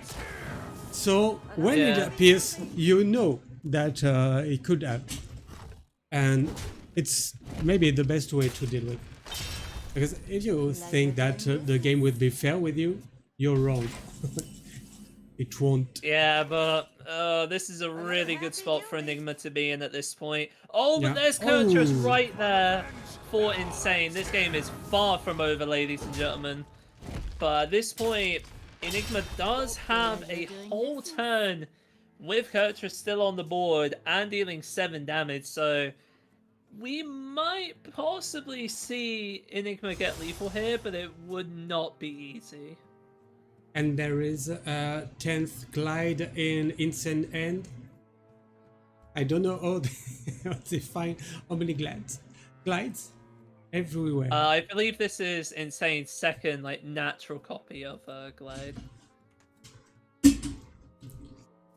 Okay, so what is it now? I know there's a way.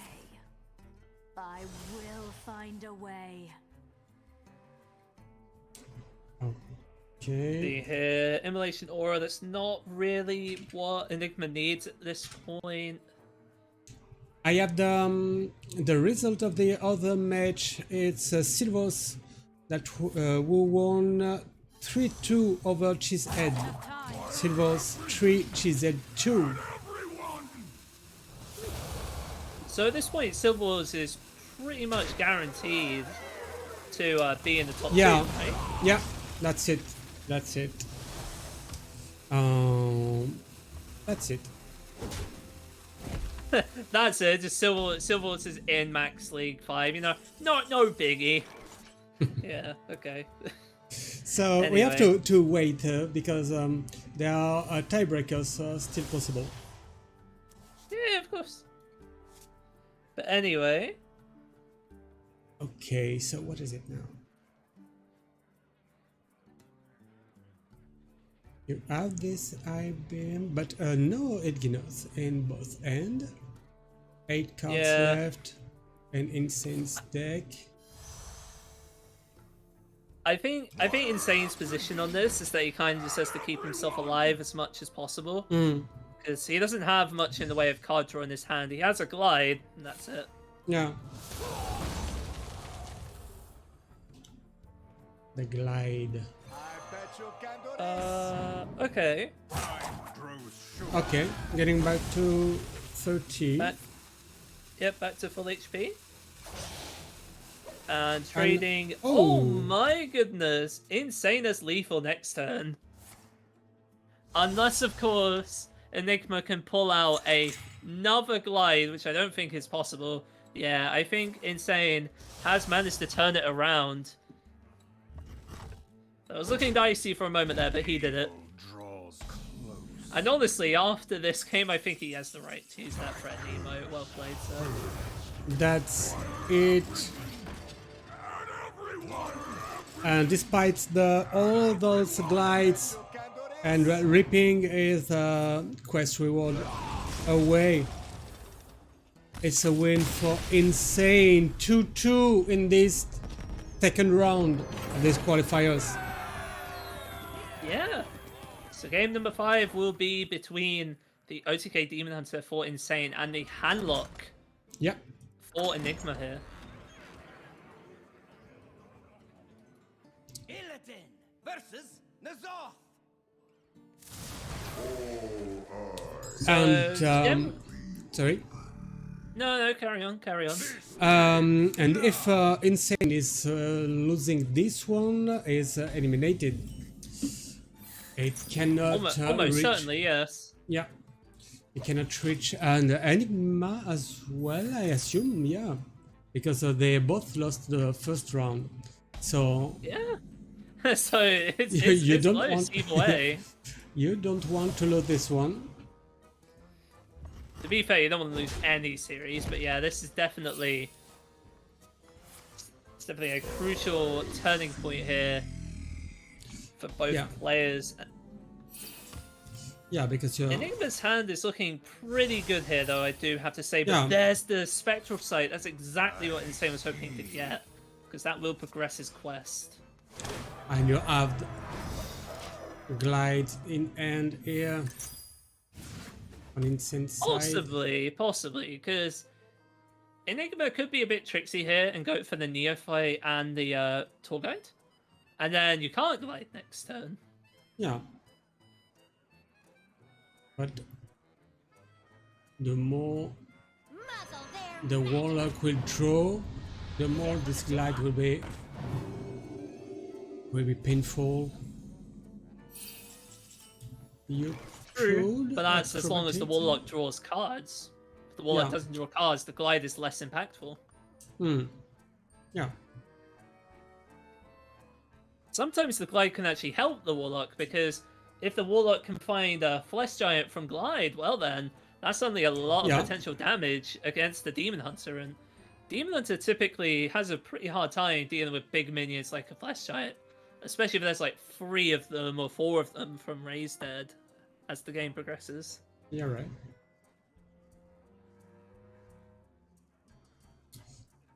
So, we said that you don't want to lose this series, but you do want to join the Max League 5 because the 32 players involved are insane. Not the Ukrainian one, but very top level players.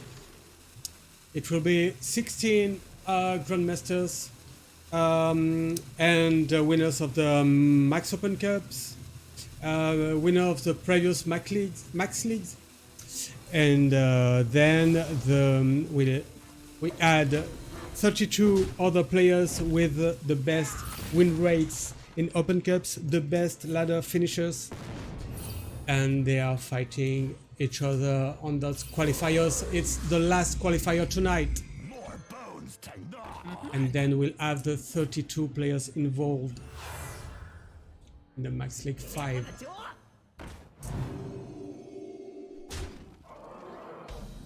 So yeah, this is a pretty solid opener here from En1gma. We might see Insane go for the... Yeah, we're going to see Insane go for the Glide here. It looks like he did manage to reacquire that Crimson Sigil Runner, which I don't think he'll play this turn, but that will reset En1gma back to 4 cards in his hand. Yeah, So hopefully Soul Rend, he had the time to play this Dead, Ignore. and But Flesh Giant. Ooh. yeah, but still at 7 mana. Last I checked, that thing costs 5 mana actually. Okay, sorry. It was not that far in the game. And now 5 mana discounted. Yeah. And remember, And, this card has been nerfed twice. Yeah, and it's still really powerful in this deck. And like I mentioned a few moments ago, Insane's deck really struggles to deal with big minions. And Flesh Giant is one of the biggest minions in the meta at the moment. So, yeah, this is going to be a problem. Yeah. So you may draw first with this Crimson Runner? I mean, it costs 0 mana, why not? Acrobatics for 2 more cards. Oh, this one is not bad. Not really. I guess what Insane can do here is he can go Moarg Artificer, I-Beam, Fell Screen Blast to get rid of the giant, but what an investment that is. Yeah.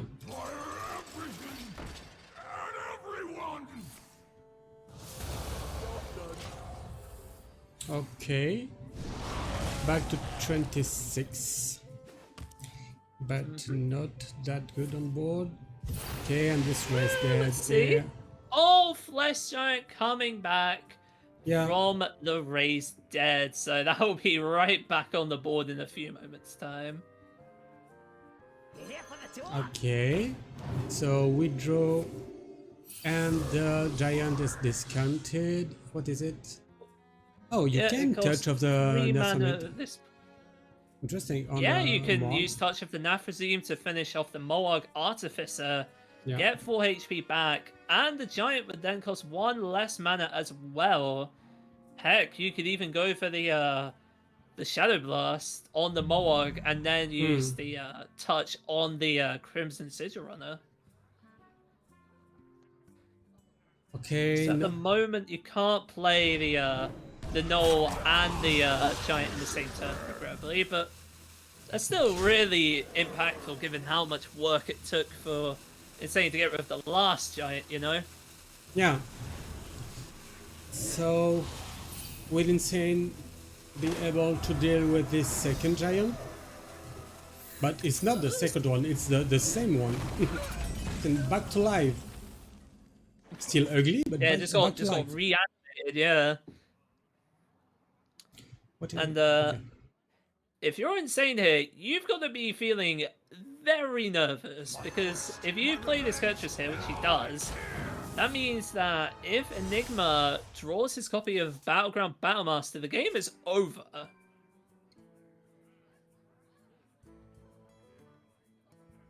Okay. Because at the moment, there's 14 on board.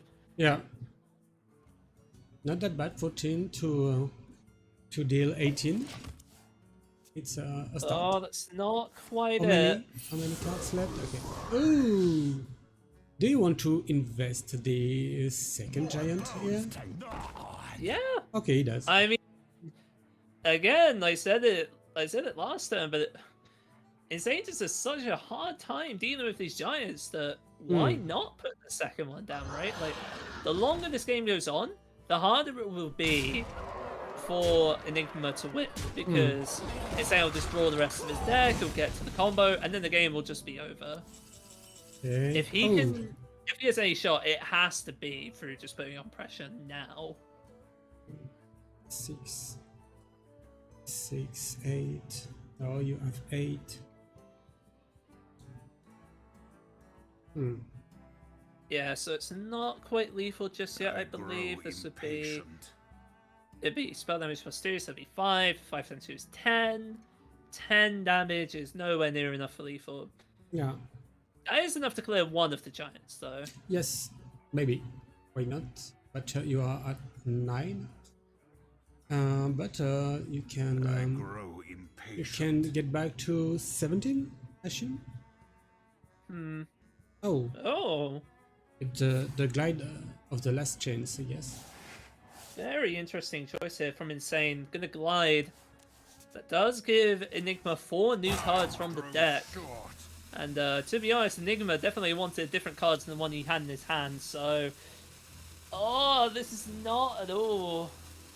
This is not at all what Insane was hoping to get here. He's going to have to go for double Arcanist, Fellscreen Blast, and I-Beam just to clear the board. Yeah. But that's still leaving a giant up. Yeah. Back to 70. No, not 70. 27. That's Yeah, enough. but as I'm sure we all know, it doesn't matter if you're at 27 HP. Yeah. It matters if you've got cards left, and Insane doesn't have cards left. He is out of cards. And another giant back from As the well dead. as most likely a Nephiron. Or the Baron Scavenger, that works too, yeah. Illidari Studies is going to have to pull a miracle. That's not going to do That's it. it. And Insane is unfortunately eliminated from the Max League 5 qualifiers. Yeah, for now. Okay, so Insane lost 3-2. I'm entering the result. So En1gma is still in the competition, and we have to wait. Okay, Okay, so right now we'll have Insane versus Cheesehead or Enigma versus Silvors. Okay. Okay, maybe we will check Enigma versus Silvors. I guess we just we've displayed the lineups before, but just a second, we will check them back in a few seconds. Okay, Cheesehead versus Silvors. These two ones.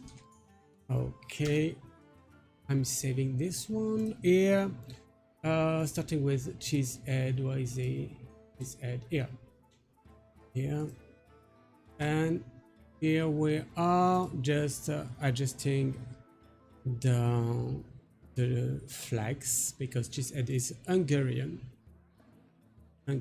I'm not sure that the way to pronounce it, but that's my way, at least. I'm pretty sure you pronounced it fine. Don't worry. Oh, thank you. You're not that bad. Just a second. Wait for my go, because Enigma is very willing to play to start now. Cheesehead, I'm just removing this logo and we're back. Okay, Cheesehead. Up, and that's it. Bringing the warlock, rogue, mage, and paladin. We didn't see his lineup before, I assume. Who, Cheeseheads? No, we haven't yet. Okay, so in this match versus Enigma, his druid has been banned, and we won't see the warlock for Enigma. Okay, so warlock. What is it? Okay, Looks like it's handlocked to me. yeah, it's the same one. The same one as we just saw. Yeah, Yeah. looks like it's just like a couple of cards different, but yeah, it looks like it's just regular old handlock to me. Okay, then the rogue is Garrosh one with a man creek without Kazakus, without Kazakus, but you have a penflinger. Okay, so which card has been added? Maybe was it man creek? No, not sure. Okay, and then we have this mage, which is a quest mage. Yeah, quest mage with the one thief, and we'll see the Macterian. No. Okay. No. Do you think it's useful to have one thief in this kind of list?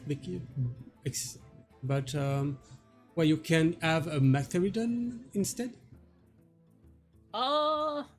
I mean, the one thief, like, it gives you the option of like hitting your own minion with it with like a brain freeze or a first flame, right? Just to complete the quest a bit faster. It also allows you to discover a mage spell, which could help you complete the quest. Like, I think it's a fine inclusion. I think the mag inclusion, is not something that's universally accepted yet. So I don't know, like, how good or bad it is. I would defer back to the people who actually have the stats on that, but it seemed fine in like the Control Warrior game we saw it in, but I don't know, that's a low sample size. Okay, so now we'll have Enigma's lineup. What was it? This one. Okay, Enigma's lineup. So I'm checking the flag, which is this one, and the team, which is Entropic. Yeah. Yep. That's it. So it's a mage, a warlock, demon hunter, and a warrior, and it will be the warlock that has been banned. So just a word about the warrior that was previously banned. It's a control one, but this time with a troublemaker. And what is it? Okay, nothing more to say about that. It's not a quest one. Okay, just Yeah, the ad of this troublemaker. Yes, you said. just puts on a little bit more pressure, right? Okay. Yeah. Okay. Okay. I'm giving the go to the players. Then we can start this third and last confrontation for this last qualifier. Okay. So Just waiting for them to start the game. Yep. okay, I'm giving them the go. You're still summoning me. This is Cheesehead. I'm switching to the other match. Oh, it was a Cheesehead? Was it? Just a second. Oh no, it's not En1gma versus Cheesehead, but En1gma versus Silvors. Okay, I made a mistake. There we go. That makes way more sense. I made a mistake, but that's not a problem. So we're back to insane versus Cheesehead. So it will be easier for me. Insane versus Cheesehead. Where is he? Insane. Yes, it's okay. You can start. Okay. Then we have Cheesehead here. It's okay, you can start. And the other two players, En1gma, it's okay, you can start. And we have Silvors. It's okay, you can start. Because everyone is okay and everyone can start. Okay, so I'm checking if Insane just started. Where is he? Okay, preparing to battle a friend. So I'm making the okay, the adjustment because I did something wrong. Okay, and Happens to the we'll best be of us, back. Max. Which game were we spectating then? So it's Insane versus Cheesehead. Okay, the third Gotcha. one. Okay, so that's it. The one we wanted to spectate first. Is it okay for you? Yeah, it's fine. It's fine. Okay, okay.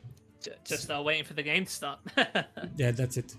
And it gives me more time to adjust the scores and everything we have to. So this guy is not Cheesehead, so I'm removing it.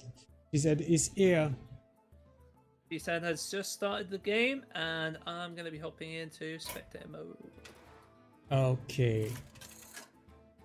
And it looks like it will be starting off with a matchup. We literally just saw the Quest OTK Demon Hunter versus the Handlock.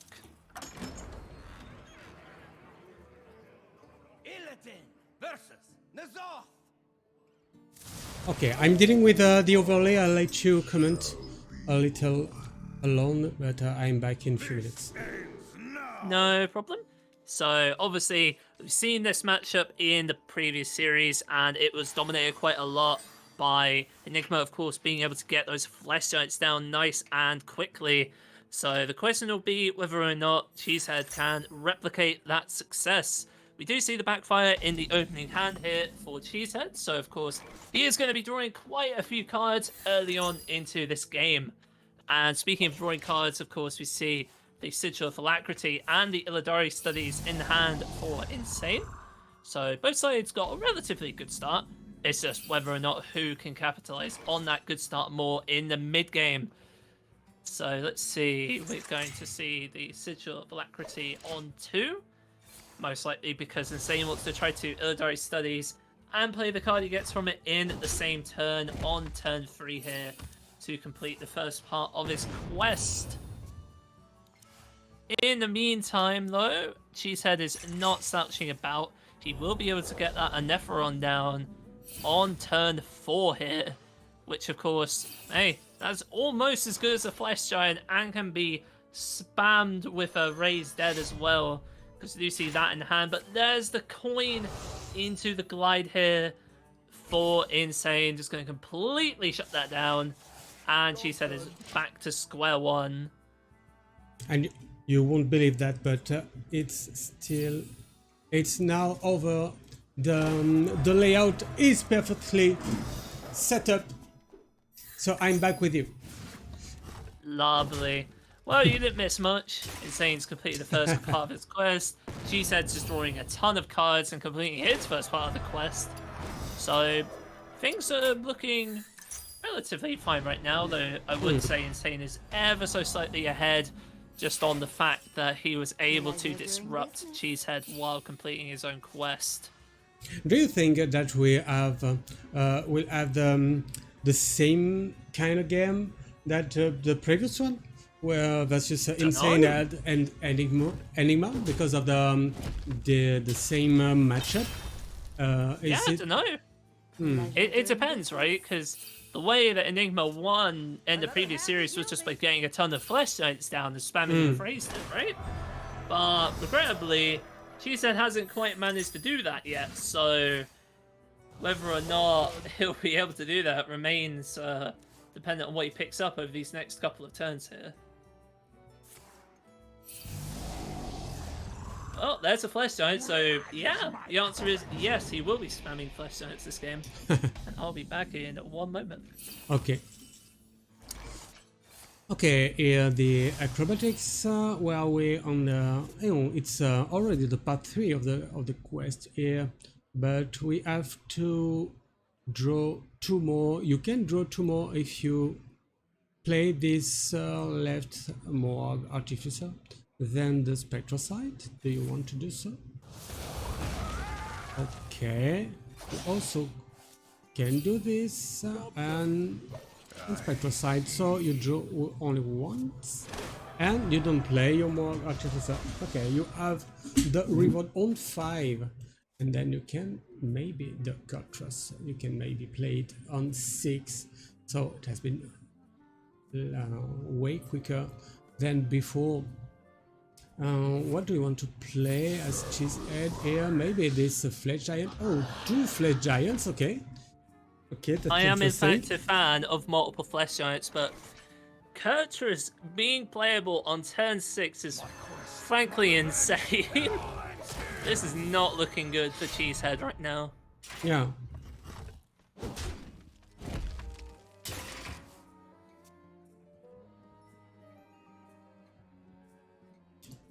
Okay, Anatheron.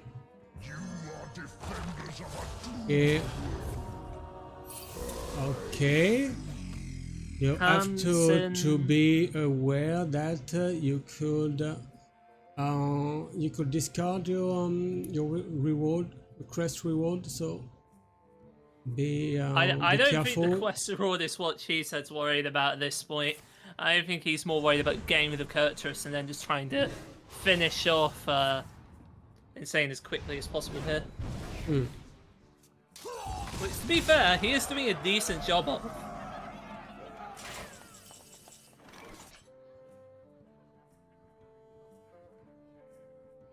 But yeah, sounds a little bit awkward at the moment. Okay, so glide here. Okay. Do you want to use this glide here? Because you already have your Elginath in hand, you played your Cutlass. You are in a good spot. But already 16 on board and many cards in Cheesehead hands. Oh, let's see. Insane gonna go for the hero power here to grab the peddler out of death. I'm not quite sure what he's looking for. I guess, yeah, maybe he was just looking for the immolation aura, because that will clear the board now.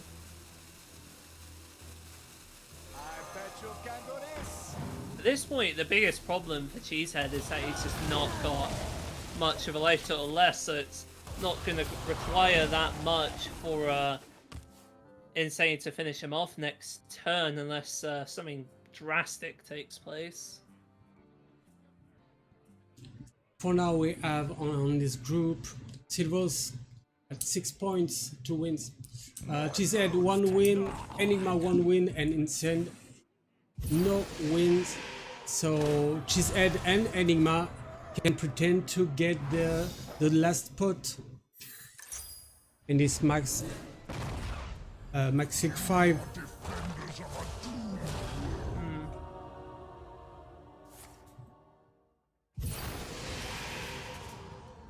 Cheesehead, he's putting on a lot of pressure here, but at this point, I don't think it'll be enough. Because Insane has all of the pieces of the puzzle he needs to finish this game up next turn. Cheesehead needs something drastic here in order to have any kind of shot of surviving. I don't think he can. But bless him, he's got a ton of giants. If he had just one more turn, the game would just be over. But it's not quite possible, unfortunately. Being at 15 health, that will not do it. Because the Felstein Blast will be at least 12 damage along with the I-Beam. Heck, you've got another Mohawk, that will easily be enough. And a free one. Okay, has been at 1 turn.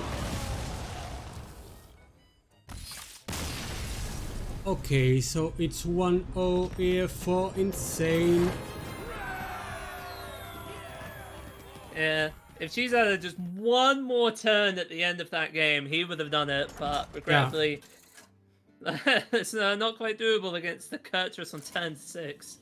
That was pretty crazy. Okay, we won't see this Warlock anymore. Yeah. No, we will not. We will instead see Miracle Rogue up for Cheesehead here in game 2. It's saying keeping the glide on turn 1 here, just most likely just to try to disrupt Cheesehead from going for his big field contact turn later on down the line. There is something you have to know. It's that if both Cheesehead and En1gma lose this game, so the tiebreaker will enter into account, and the fact that Cheesehead beat En1gma 3-0 in their own match will make Cheesehead ahead from him. Oh. So if Cheesehead loses and En1gma loses as well, Cheesehead will be chosen. Okay, so yeah. Oh no, carry on. How many ticks on the quest now? 2 in this first part. Pleasure doing But business. we can do this. Okay, and maybe this sigil of alacrity. Okay. Alacrity, that's the word, yeah. Oh, and this glide is not that bad. No, it's not. I imagine Insane will probably play it on turn 5 because he wants to complete the quest of Spectral Sight, but we'll see. And anything's possible. Yeah. I wonder.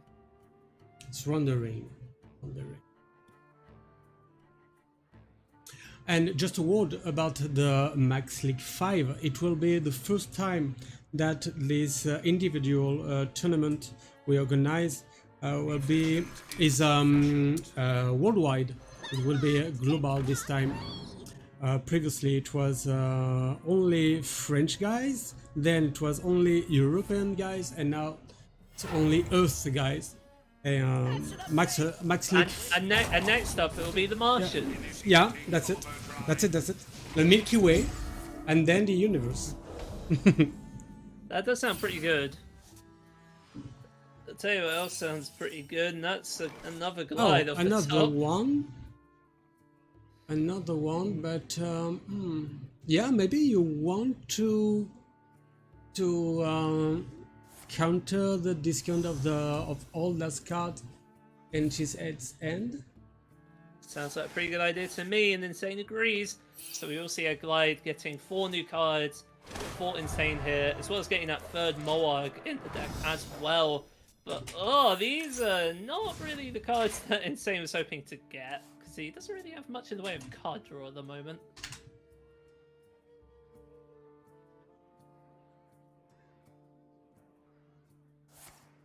Okay, secret passage. Yeah. Oh, swindle. One thief. Yeah, double swindle. But how many cards did you have in hand before secret passage? Because you don't want to overdraw. Restore there. Fine. You have to keep this in hand. I 42 on the chat. Oh, that's a really good pickup for Insane there. Spectral Sight gonna give him 2 extra cards. Oh my, that was really good for Insane. That on its own is the second part of his quest complete. Well done. Probably gonna see the Tusk Pisser here. Maybe he'll use the weapon to finish up the Guardian Orc Merchant. Don't know.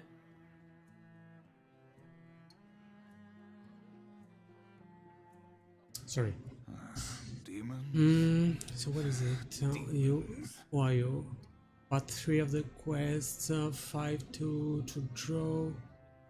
Do you play this Tusk Piercer into hero power? Might be. Okay. Insane is gonna finish up the Orc Merchant here, and then maybe he'll just glide next turn to finish off the quest. I'm not entirely sure just yet.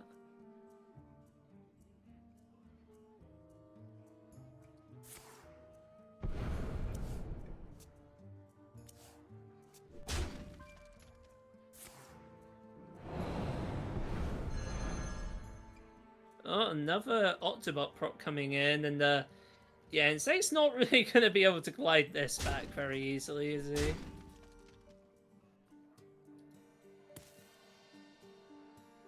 It's back to full end here, Cheesehead. Despite the glide, but another glide incoming maybe soon. Maybe. There's the Neophyte though. That's going to make it quite a bit harder for Insane to be able to complete his quest. Yeah, because this acrobatics is not that good on the right side of the glide. But you. Let's see here. Illidari Study is going to get Crimson Sigil Runner. That's 1 card for free. So I don't know, this quest is looking like it might be completed this turn, to be honest. Maybe with this acrobatic. Difficult. We'll see. In fact, it actually can be completed this turn, yeah, because you can draw the Sigil Runner, draw with the Tusk Pisser, put back the Peddler, and then acrobatics, and then the quest is complete, yeah. They will never catch me. So, yeah, Cult Neophyte didn't do that much, it seems, in the grand scheme of things. Okay, will you take the risk to play acrobatics here? Okay. Is it a risk, though? I guess it is if you draw the Peddler, but... that's not the Peddler. Okay. But yeah, you don't even need to risk drawing the Peddler, you just get it anyway, yeah. Easy peasy, lemon squeezy. Yeah. In the previous match, he had the Curtrus on 5, and here he had it on 6. Very powerful. Yeah, I mean, it just shows, right? It shows like how consistent this Demon Hunter deck is. Yeah. Of being able to complete the quest so early in the game. But speaking of consistency, there is the field contact that's going to add a ton of cards into the hand for Cheesehead here, but he's not going to be able to finish the game out this turn. He needs at least 1 more turn to do that, so it's just whether or not Insane can try to close the book on this game before Cheesehead can, pretty much. And this Keltno fight may have an impact on the next turn. Maybe on the game.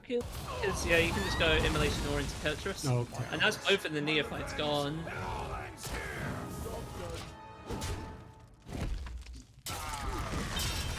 Okay, here we are.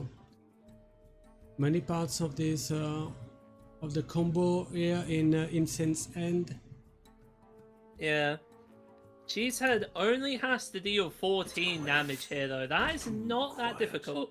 Efficient is sufficient. Each garrote at this point will be dealing 4 damage thanks to both of these orb merchants. So all that Cheesehead has to do here is just draw into 4 garrotes out of 6 and the game is over. In fact, actually, wait. Yeah. It's 4 garrotes and the game is over. Yeah. That being said, What is though, Evocation. Why not? Evocation out of the yeah, deck. you don't really want to play Invitation at this point. You want to prep for garrote, really. Yeah. 7 cards. Oh, okay. Yeah, garrote still costs 0. It's fine. Alright, time is running out Shadow here. Step, okay. It looks like Shadow Step is Cheesehead's good. just going to hold back for one more turn before going for this big finish. Yeah. Which I don't blame him. He was running out of time and his deck still had 6 cards in it. But now the question becomes whether or not Insane can win the game this turn. And he's got a lot of damage available, Max. He's got a lot of damage available. Yeah. I think he can do it. So if you play double Orc Merchant, that means Hurricane Blast will deal 5 damage, 5, then I grow 10, 10 impatient. times 3, that's 30 damage if I'm not mistaken. That's it. You have to think And you- about and you the have enough mana. counter spell. Everyone! That is true, actually. That is very true. Because if it's counterspell, you can't play the Fellscream Blast. That's very true. But it looks like Insane he's just gonna go for it because he knows that it's over if he doesn't go for it. And he will find out it is not a counterspell, it was Neverwin Portal. And that means he is 2-0 up in this Yeah. series against Cheesehead. One more win, and he might Yep. have a chance of being in top 2. Well, that would be a Very comeback quick, very story. quick. Very quick, and we won't see this rogue anymore, just the mage. She said mage to counter this very powerful OTK Demon Hunter. It won't just be the Demon Hunter either. Cheesehead has to beat every single one of Insane's decks now with that mage. He cannot play any other deck Yeah. to do it. Yes, there is a hunter to beat and the warrior. The warrior, we saw that it could be easier, but, Yeah, but the the hunter- hunter is an issue. It most certainly Okay. is. So yeah, obviously Final Showdown's coming down this turn. It's just what will happen over the next few turns. And one more time, the quest in the starting end for Insane. Tusk Pierce, okay. So yeah, you can just trade the Peddler back in and then redraw it with the Tusk Piercer. So yeah, that's not going to be too much of a problem for Insane. Okay, Arcane Intellect. Already 2 fireballs. Yeah, a Pleasure lot of doing fire business. spells, no frost spells in Cheesehead's hand quite yet. So we are most likely going to see the Tusk Piercer going into the face, and then you'll just trade the, what's it called, the Peddler right back in, and that'll complete the Doing quest. business. Okay. First part of the quest already done. Gain momentum and then close the portal. The portal. Yep. Okay, so Cheesehead is thinking, what is it? Ignite? What do you need here? Frost and fire. Maybe Ignite is okay here? I wonder. Yeah, the frost part is going to be very difficult because a lot of frost spells you can't actually play unless your opponent has a minion on their side of the board. Because a lot of them are like Flurry and Brain Freeze and Cone of Cold and just a bunch of cards that like affect your opponent's side of the board. Well, if your opponent doesn't have a board, you can't play Frost Spells, so it's a little bit difficult here for Cheesehead. It looks like Insane Runner is going to go for the glide here, which will complete the second part of the quest. Second part. So Insane is now at 2-0. If he wins, then Cheesehead, then En1gma has to win, and it eliminates Cheesehead in favor of En1gma. So En1gma has to win whatever. I mean, I've heard winning is in fact a good idea, but Yeah, sometimes. yeah, only sometimes. Okay, but yeah, Cheesehead's having quite a bit of trouble here completing the first part of his quest because Insane's just not playing minions. Without minions, there's not much he can do. In fact, yeah, Insane is just gonna straight up complete his quest on turn 5 again. Again, yes. Oh my goodness, how does he do it? Okay. I don't know how he does it. This is too good. And then on 5, third part of the quest completed. And he can do another quest. And Cheesehead's like, that's nice. Could I do that, please? But it will be a minion on board with this Cutlass, and you can use this kind of called this frost spell on it. You're not wrong. you're not wrong. Cutlass is in fact a minion, but man, it has gotta suck knowing that your opponent fully completed their quest before you even got past the first stage of yours. That's gotta feel terrible. Okay, what is this thing? Okay, Countess Flow. Another happy Countess Gilby. Flow, Guild Trader.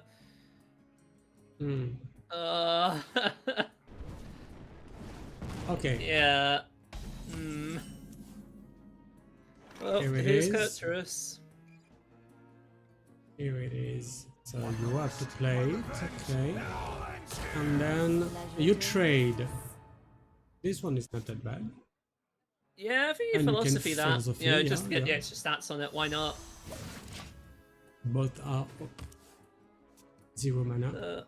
One thief drawn off the top, okay. Here it is. So yeah, Sorcerer's Gambit is done. Now we've got to do 2 more stages of the quest. And hey, that's another frost spell. Yeah. Yeah, maybe you don't want to deal with this minion now because there is something on the board that can be useful to use the spell on. Yeah, no, that is a fair point. You don't necessarily have to complete the second part of the quest right now. Flurry does in fact cost 0 mana. Though, if Kurtrus is removed from the board next turn somehow, that would be a problem. Because I was thinking about Runs out on me. putting the fireball on it, but maybe it's not now. Gonna see the first flame come down on Kurtrus, which will be the fire component of the second part of the quest. And we are gonna see a pass here. So let's see what Insane has to offer here. Spectral Sight starting off pretty good. It's 2 cards for free. Acrobatics has 2 more cards for free. This might very well be lethal this turn, depending on what Insane gets here. But so many Moog free. Yeah, he's got 3 Moags in his hand and a Guild Trader. Looks like we are going to see the Moag here come down. Most likely just to free up a little bit of space here in Insane's hand so you can just keep drawing cards with this Acrobatics. And yeah, Insane's just going to Immolate Nora, just get rid of Kurtrus, prevent the Flurry from even being able to go off to begin with. Yeah. And now regrettably for Cheesehead, he has no minions to use that frost component on, even if he wanted to. Yeah, but you have to play something. You have 10 cards here. What is it? And you can... Yeah, it's this one? Okay. Down to the Oh, and Arcanist, I-beam on it. I Okay. beam. Okay, fine. Yeah. Fine. I like that. I like that. Yeah, no, that's fair. Once again, it's getting rid of all the minions on the board. You still have easily enough damage to end the game. For Insane, the question isn't how do I win, it's where's my Ilganov, because once that happens, Yeah. the game is actually over. 7 cards left. 7 cards left. He can swap in the Persistent Peddler next turn, so he will be at 5 cards left in his deck at least. BOE, I got it all. Yeah, this is not looking good for Cheesehead here. He's still not finding that frost component. There's the frost component in the form of the ice barrier, but it is definitely too little too late at this point. He still needs to play another 3 spells before even being able to get to Varden Dawngrasp. And even then, that's 2 turns away. Like, there's just no way that Cheesehead gets there in this position, at least as far as I can tell. What to do? What to do? I think you have to take and play the Snap Freeze here, because that's just like the best way you can get a free spell off, but looks like we are going to see the Fireball possibly come down here. Yeah, for 8 damage and the Brain Freeze, yeah, on the Guild Trader. That works too. Okay. And does let's it see. have... yeah, you have this devolving missile. You cannot spell it, launch it. Crimson Sigil Runner, that will be a free card here for Insane. He's only got 5 cards left. All Insane has to do at this point is draw Ilganov, and the game is over. Yeah. All he has to do. That's not Okay, it, but you can he has a trade it. lot of tradable cards in his hand, so it is very likely that he is going to win the game this turn. And there it is. Ilganov picked up for Insane. Ilganov, double Moog Artificer, Guild Trader, and Talented Arcanist with a massive Feldsfiend Blast. And Insane gonna finally lock up a series. 3-0 versus Cheesehead. Well done. So it's 3-0 for Insane here. It's very interesting because now Cheesehead has to wait for the other result of En1gma versus Silver. So we are checking right now En1gma away for... okay, En1gma. Oh, did they literally just finish? Maybe. Oh my god, that would be amazing timing if so. En1gma, what is... oh, lost to Silvors. Okay. So Silvors Ooh. won. Silvors won, so it will be Cheesehead, I assume. So just a second. 2, 3... Just waiting for the standings It was update. 3-2. Oh, interesting. Oh, you won't believe me. So, Oh, no, show me. I'm gonna show you just a second. Yeah. I have to Now you've do hyped me up this. now, I need to see the results. I have to do like this. Just a second. Just a second, guys. I'm gonna display it for every one of you. But Right. something just happened. Something just happened. And you won't believe this. You won't believe this because where are you? I'm sending it to you in the chat. Here we are. I think I have it in front of me, yeah. Oh my god, that's great. That's actually This great. thing is incredible. I'm gonna add it to you guys as well. Yeah, Just show us a on the screen, second. Max. Yeah, I'm adding an image. Add source. Okay, this one and here. Just a second. Just a second. Everything is okay, but I have to do this. Yes. Okay. Here, browse. Desktop. This one. And here you can see something that we didn't think it was possible, but with this 3-0 win of Insane, it just qualified. It just qualified with Silvors for the Max League 5. Max League 5. It's incredible. Incredible.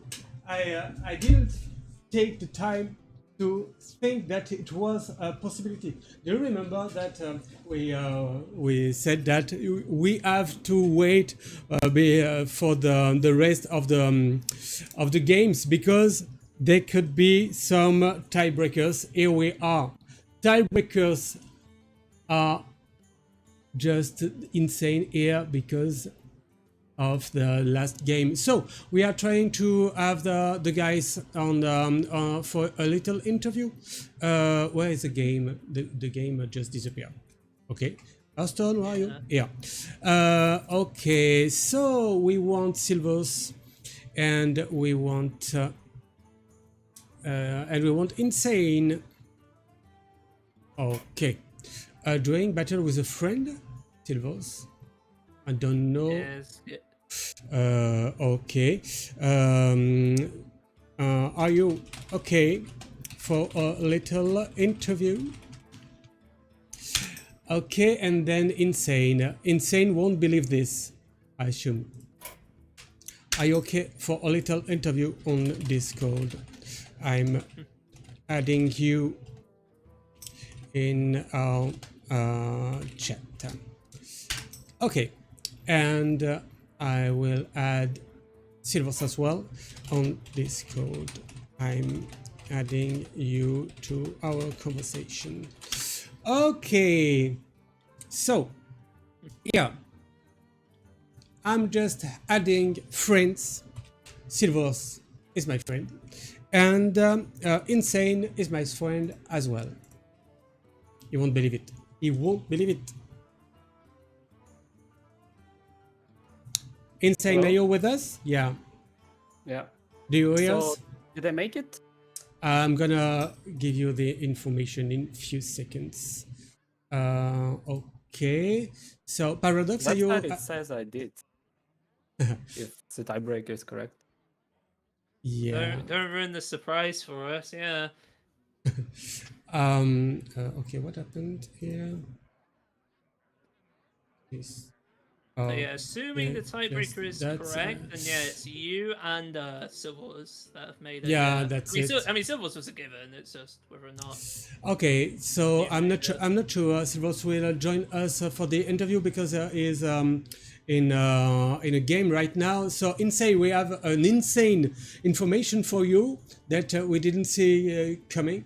That you are second of this group with your last win 3-0 versus Cheesehead.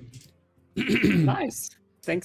And so you're in with Silvors in the Max League 5. And GG for that, because we assume that it was a really difficult evening tonight with this first 0-3 in the first game versus Silvors. And then a very difficult second series. But then you get this 3-0 that qualifies you, and really GG for that.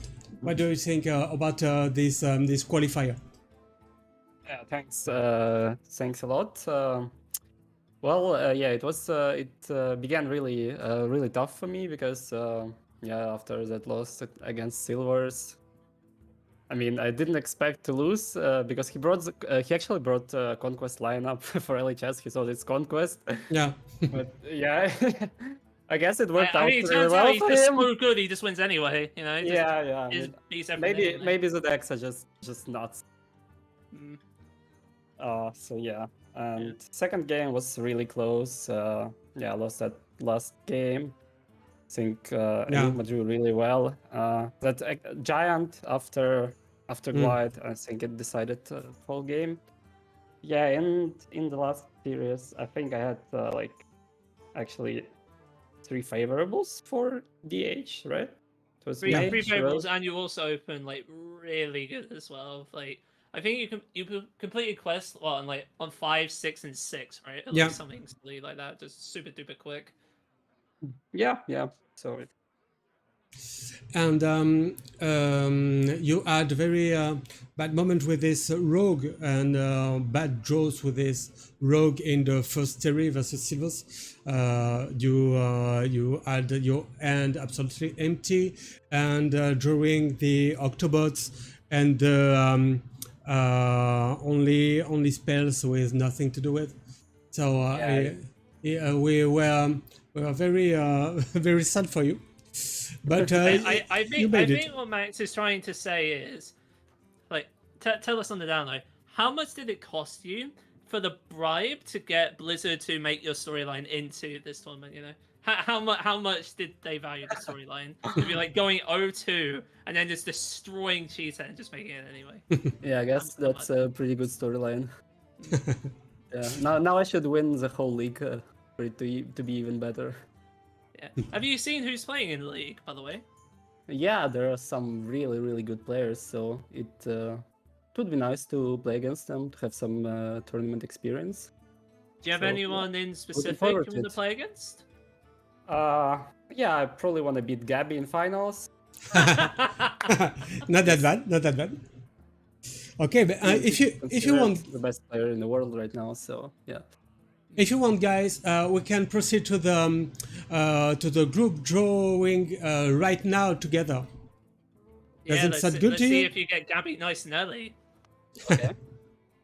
Okay, so we are now with this Max League 5 group drawing. We have the 32 players from the qualifiers, 16 from the qualifiers, and 16 directly invited to the main event. And they will be all distributed in 4 groups. So I'm gonna draw the thing. So I have the papers, just like the League of Champions, Champions League. Sorry. Okay, I have the papers. Okay, so I have 8 plates. It's plates because I stole it from my kids. Okay, and plastic plates. So I'm gonna draw it. Just one player from each plate, and it will compose the groups. So we start with the group A. Okay, it's starting right now. It's the first player will be Frenetic Grandmaster from Spain. Frenetic. Okay, Frenetic in the group A. Then I'm just okay. Oh, I didn't appear in at the good place. Just a second. Why does it do this? And no, it's not this one. It's this one, guy.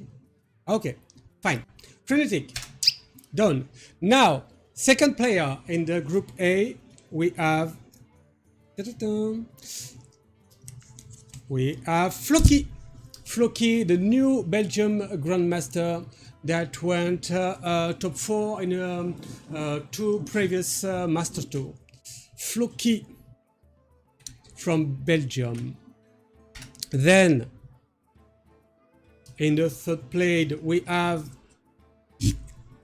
Trazen, the Japanese player, Grandmaster as well, a new Grandmaster incoming, Trazen. And Trazen already played on the Max TV in a confrontation involving Japan versus France. And France won 3-2, I assume. Okay, Trazen. So now, fourth player in this first group will be, if I can do this, Filey. You may know him because he's on the chat right now. Filey. Yeah, he literally subbed earlier. Yeah, thank you, guy.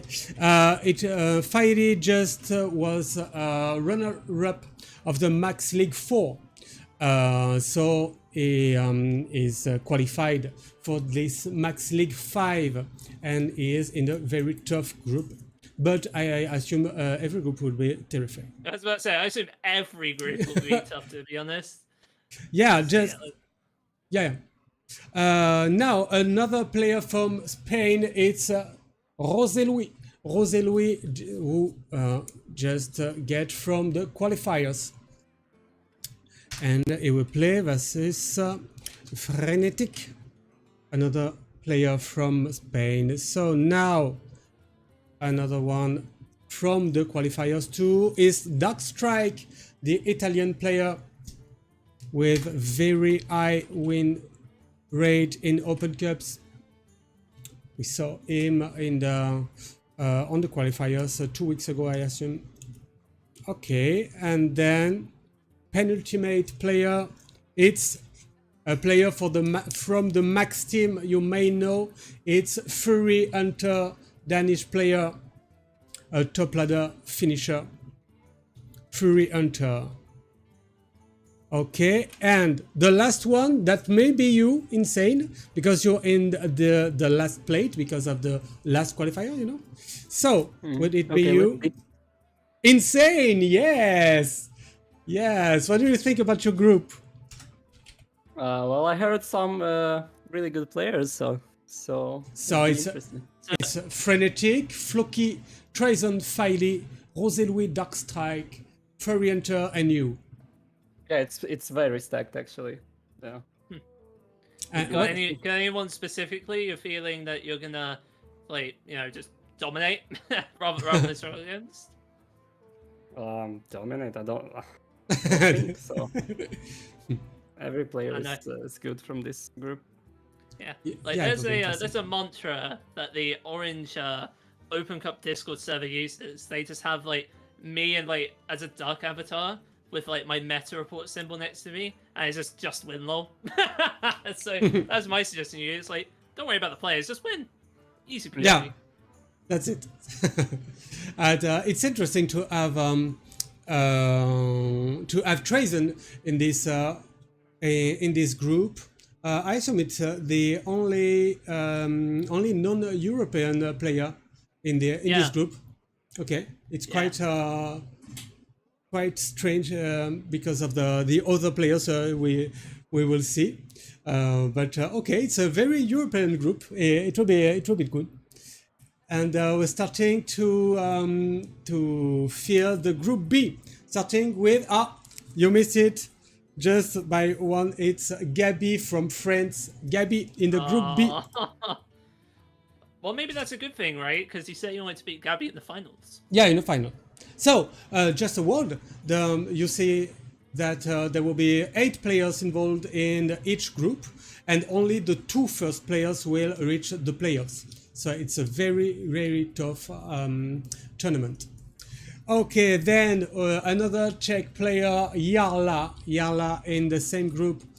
Then Gabby. It would be nice to see as well. Then, just a second. Okay, this one.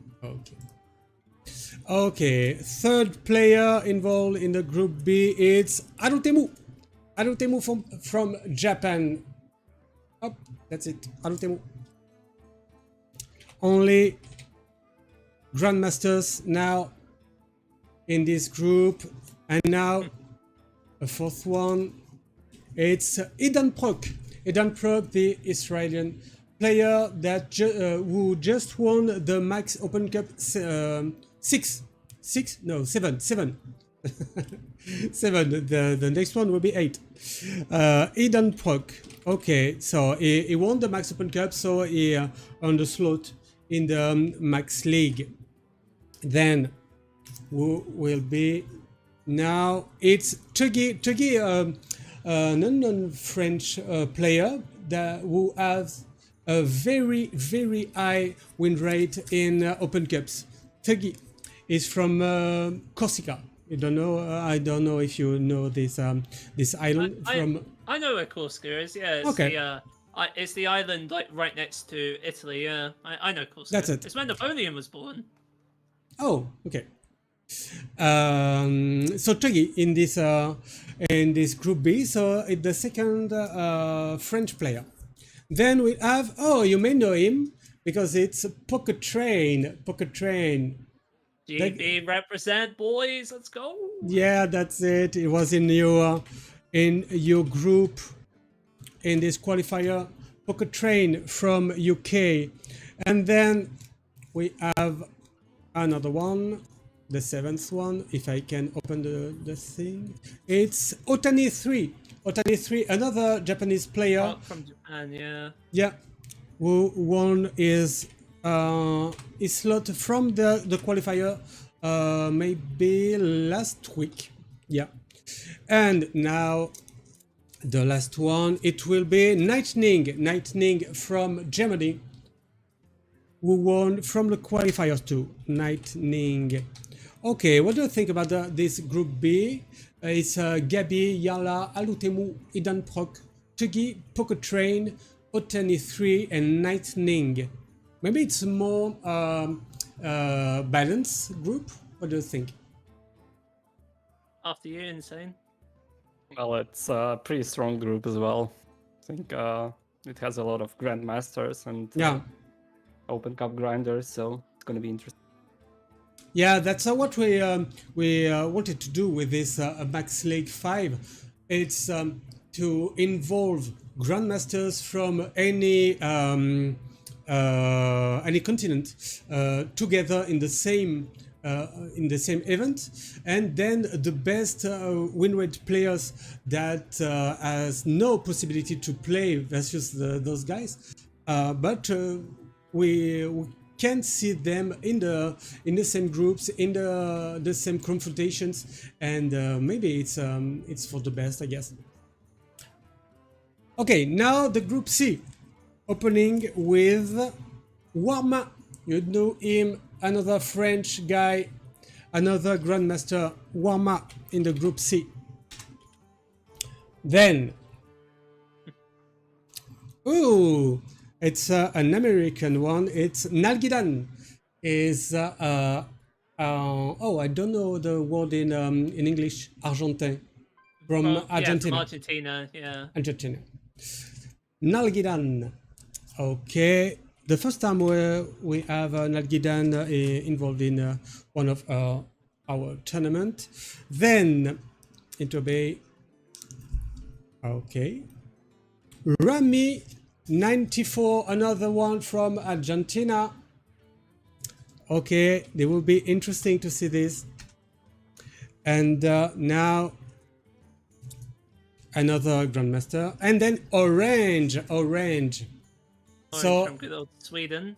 yeah, we talked about Eden Proc that won the Max Open Cup 7, getting a slot in the Max League 5. So Orange won the previous one, the Max Open Cup 6. So Orange on this slot, and will be in the nice group as well. Okay, Orange. Now it's Wet Goose, an Australian player. Don't know if you know him, but A player after my own heart, a Pokemon Okay. TCG legend, Wet Goose. Famously, never satisfied with going 6-2 or 7-2 in Masters Tours. He wants to win. Yeah. He is hungry. He is hungry for that Yeah. W. Okay, next one is another Italian player, Devil Matt from the qualifiers. Okay, then another one, Rays from Brazil. It's very South American group, this one. Yeah. Rays. Okay, another grandmaster, I assume. Not, yeah, I think it is. Former GM. Former, okay. And a Greek player, Statis V13, who won his slot yesterday on the Max TV. Statis, just checking. Oh, you have to spell it. That's it. That's this V. And that's it for this group C. Why do you speak about groups? Crumbs will take it anyway. Thank you, Tortue. It's a French guy. So group C, we have Warma, Nalgidan, Rami 94, Orange, Wet Goose, Devil Match Race and Statis V13. Very tough group as well, I assume. Do you think it's the strongest one, maybe? No, I don't think so. Okay. Do you think It's probably not as prestigious looking as the group with freaking Gabby, Yala, and Alutemu, isn't it? Right? Yeah. Yeah. No. And you are in a very in a very tough one too. Okay, and now there is only one paper in all my plates, but we are checking them. Starting with Seiko from Germany. Seiko, another grandmaster involved. Here, hop, Seiko. Then we have Language Acre, the Canadian good player. old Canada, yeah. Yeah. We have him here, Language Acre. So just a second, because there are not all the letters in his name. So I'm checking it. Okay. Oh, and okay. It's a very long name, so it's of the chart, but that's okay. Then we have another Canadian player, Kailes Luna. Another GM? Yeah, another one. recent GM too. Okay, that's it. Okay, the fourth one will be Regvam, Croatian player who won the Max League 5. You know him, very interesting player from Croatia. Certainly a wild personality, yeah. Also, of course, famously part of the Meister Tony Open group, so you know he's a good player. I'm not biased, I promise. Yeah, I also heard he's often top 100 legend on NA. So. Yeah, I think he's top 10 on Europe as we speak. I'm just gonna take a look at that. Yeah, I think there was some meme. Yeah, no, he's number 3 legend on Europe right now. Okay. So what? Yeah. Not that bad. And then we have Chromes, French players from the qualification, and I guess the chat is very happy with that, because Chromes is with us, Tortu is with us, two guys from the same team. Chromes, okay, with a great win rate as well in Open Cups. And then Chabot-Denis, another German player. Yeah, from Germany. Okay, 2 more and we're done. Here, an American one, ZLSGS. You may know him from the qualifier, but also from the Blizzard Open Cups. ZLSGS, no oils. And the last one will be Silvors.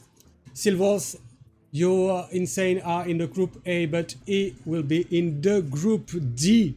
Silvors. So this group is Seiko, Language Acre, Kailes Luna, Regvam, Chromes, Chabot-Denis, ZS, GS, and JS. And Silvors, what do you think about this? And I'm giving you here the groups.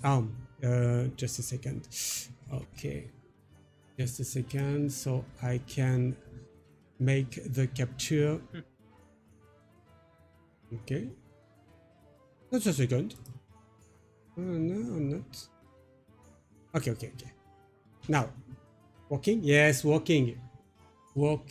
I'm giving you this here, so everyone has the information directly on the conversation. Okay, so we have all our groups. What do you think? Do you really want to play the prognosis here? In the we will make it in the all the groups. Only 2 players in each group. I can try myself, and then you'll try. Do you want to? I can certainly give it a shot, but I may be liable to getting killed if I pick the wrong people. So yeah. So in the group A, I assume that the player from the Max team, Fury Hunter, will make it because he's from the Max team. So No, yeah. no pressure then. Yes, and I guess Filey as well, because he knows the Max League. He played two of them before. It was runner-up in the previous one, and I guess he wants to win this one. So in the group A, I say Filey and Furienter. What do you think? Yeah. About... Sorry, insane. You're doing well up to this point. You're getting kicked out. Coming to minute. Sorry about that. Sorry, it was a good but run. I have to admit my prognosis like this. Insane. Do you think you'll make it? I assume you do. Yeah, of course I do. Okay, so Easy. only one left guy to choose to bring to the playoffs with you. Which one would it be? I'm gonna go with Fury Hunter. I think he's a very good player as well. Okay, that's okay for me. And you, Paradox, what do you think about this group? My turn, huh? Let's see. So for me, I don't really know much about Trahisun, obviously, because I'm from Europe and haven't seen much out of Japan. I'm just doing process elimination at the moment. I don't know too much about Darkstrike or Jizui. They seem good enough players, of course. Yeah. Not really people I'd pick personally, so they're out. So then for me, I'd say it would probably have to be Frenetic would be my first pick, because he's had a really insane season of Grandmasters. And he's going to Worlds, so got that prestige going for him. And then as for the other pick, let's go a bit radical here. And let's say Floki reluctantly, because I know Floki and Pocket Train practice together a lot, and they're in different groups, so they're gonna just jam it, man. They're gonna jam it hard, and they're both gonna make it out of their group. That's my prediction. Okay, so the group B. The group B is. Okay, maybe I make a bet on En1gma, because he played very well in the qualifiers, and maybe he wants to prove himself. So maybe En1gma. And which one with him? Don't forget that Yala just won the Max Open Cup 7, and Eden Proc is here because Yala was already involved in the Max League 5. So Eden Proc is a runner-up of the Max Open Cup 7. So maybe now Yala has already participated in many of our events. Maybe he will win this one. He wants to. So Yala and En1gma for me. What do you think, Insane? Yeah, this is a really tough one because I mean, Pocket Train is really good. I know Gabi and Yarla and Altemo, they are everybody knows them. I'm gonna go with Altemo and Yarla, probably. I think. Okay. Maybe. Yeah. Okay, a good choice. There's no bad choice. So. And Paradox for you? So, obvious first pick, GB represent Pocket Train. He's going to demolish this group. The train literally cannot be stopped. He's going to steamroll his way right into top 8, not even worried, so we'll get that one out of the way. And then second pick, I think I'll also go with Alutemu, because he seems pretty good, and, seeing the despair on Gabi's face if he doesn't make it into top 8 is just too good for me to pass up, so yeah, I'm going to go with Alutemu. Okay, so Group C here. Group C is tough to predict. I don't know very well some of the players, but I guess we will have at least one South American one. Maybe it will be Remy 94, and maybe with Orange does know well our events and how to train, how to prepare. Maybe with Orange. Okay, that's it for me. Remy 94 and Orange. For you, Insane? Uh, I'm gonna pick Red Goose for sure. Okay. And second one, let's go with Orange. Yeah, I'm not picking Americas. Sorry, I don't believe in them. Okay. And you, Paradox? So like I said earlier, Wet Goose, man, he is hungry. He is hungry for that win. He wants it. He wants it more than anything in the world. And I'm pretty sure in the group this easy, he's going to get that W. So yeah, Wet Goose, easy peasy. And then as for the second pick, I mean, Raze went to me for lineup advice, so that's obviously a bad idea. You never listen to Paradox. Never. That's a terrible idea. So, I guess we'll probably just go with Nelgo then. Like, Okay. he's been a consistent face for years and years now. Wouldn't be surprised if he like pulls out all the stops of his fellow Argentine Rami, and they just blindside the whole group. That would be entertaining. Okay, and then Group D. Group D, many players new in this in the Max League event. It's odd. I know Crumbs want it maybe more than the other ones. Yeah. Okay. You're saying he's also hungry. Yeah. He wants to prove himself. So I'd say Crumbs and Regvam, because I know Regvam is here from a long time in the Max Leagues, and he won the previous one. So that's it for me. Regvam and Crumbs. What do you think, Insane? Requiem and Seiko. Okay. And you, Paradox? Well, regrettably for you guys, I have to tell you, Croatia isn't actually a real country. It doesn't exist. I don't know where Rekfam's actually from. He's not real. He's a myth. He's in chat. He's overconfident. He's cocky. He's not going to get there, so it's definitely not Rekfam. It's going to be Language Hacker, and it's going to be Lin. It's going to be Seiko and Language Hacker. It's not going to be Rekfam. Rekfam is too cocky. He needs to go down a peg. I'm kidding. I hope he actually does go there. But I'm not going to pick him. Okay. Oh, Regvam is in on the chat right now. When you Maxify Exactly. That's the point. And it just saying winning Max League 5. You heard it here first. Okay. Yeah. So I'm with you, Regvam. You know I make a bet on you. Thank you, guys. Just a last word. I know, Paradox, you will be here, Insane. I'm not sure about that, but we are just talking about the Max LAN 3 in 1 week and a half from here. The Max LAN 3 in Paris, we have slots left. So if you want to play an offline event, Hearthstone tournament or Battlegrounds tournament, or both of them, because we can do both of them, just register. You can have your ticket here. You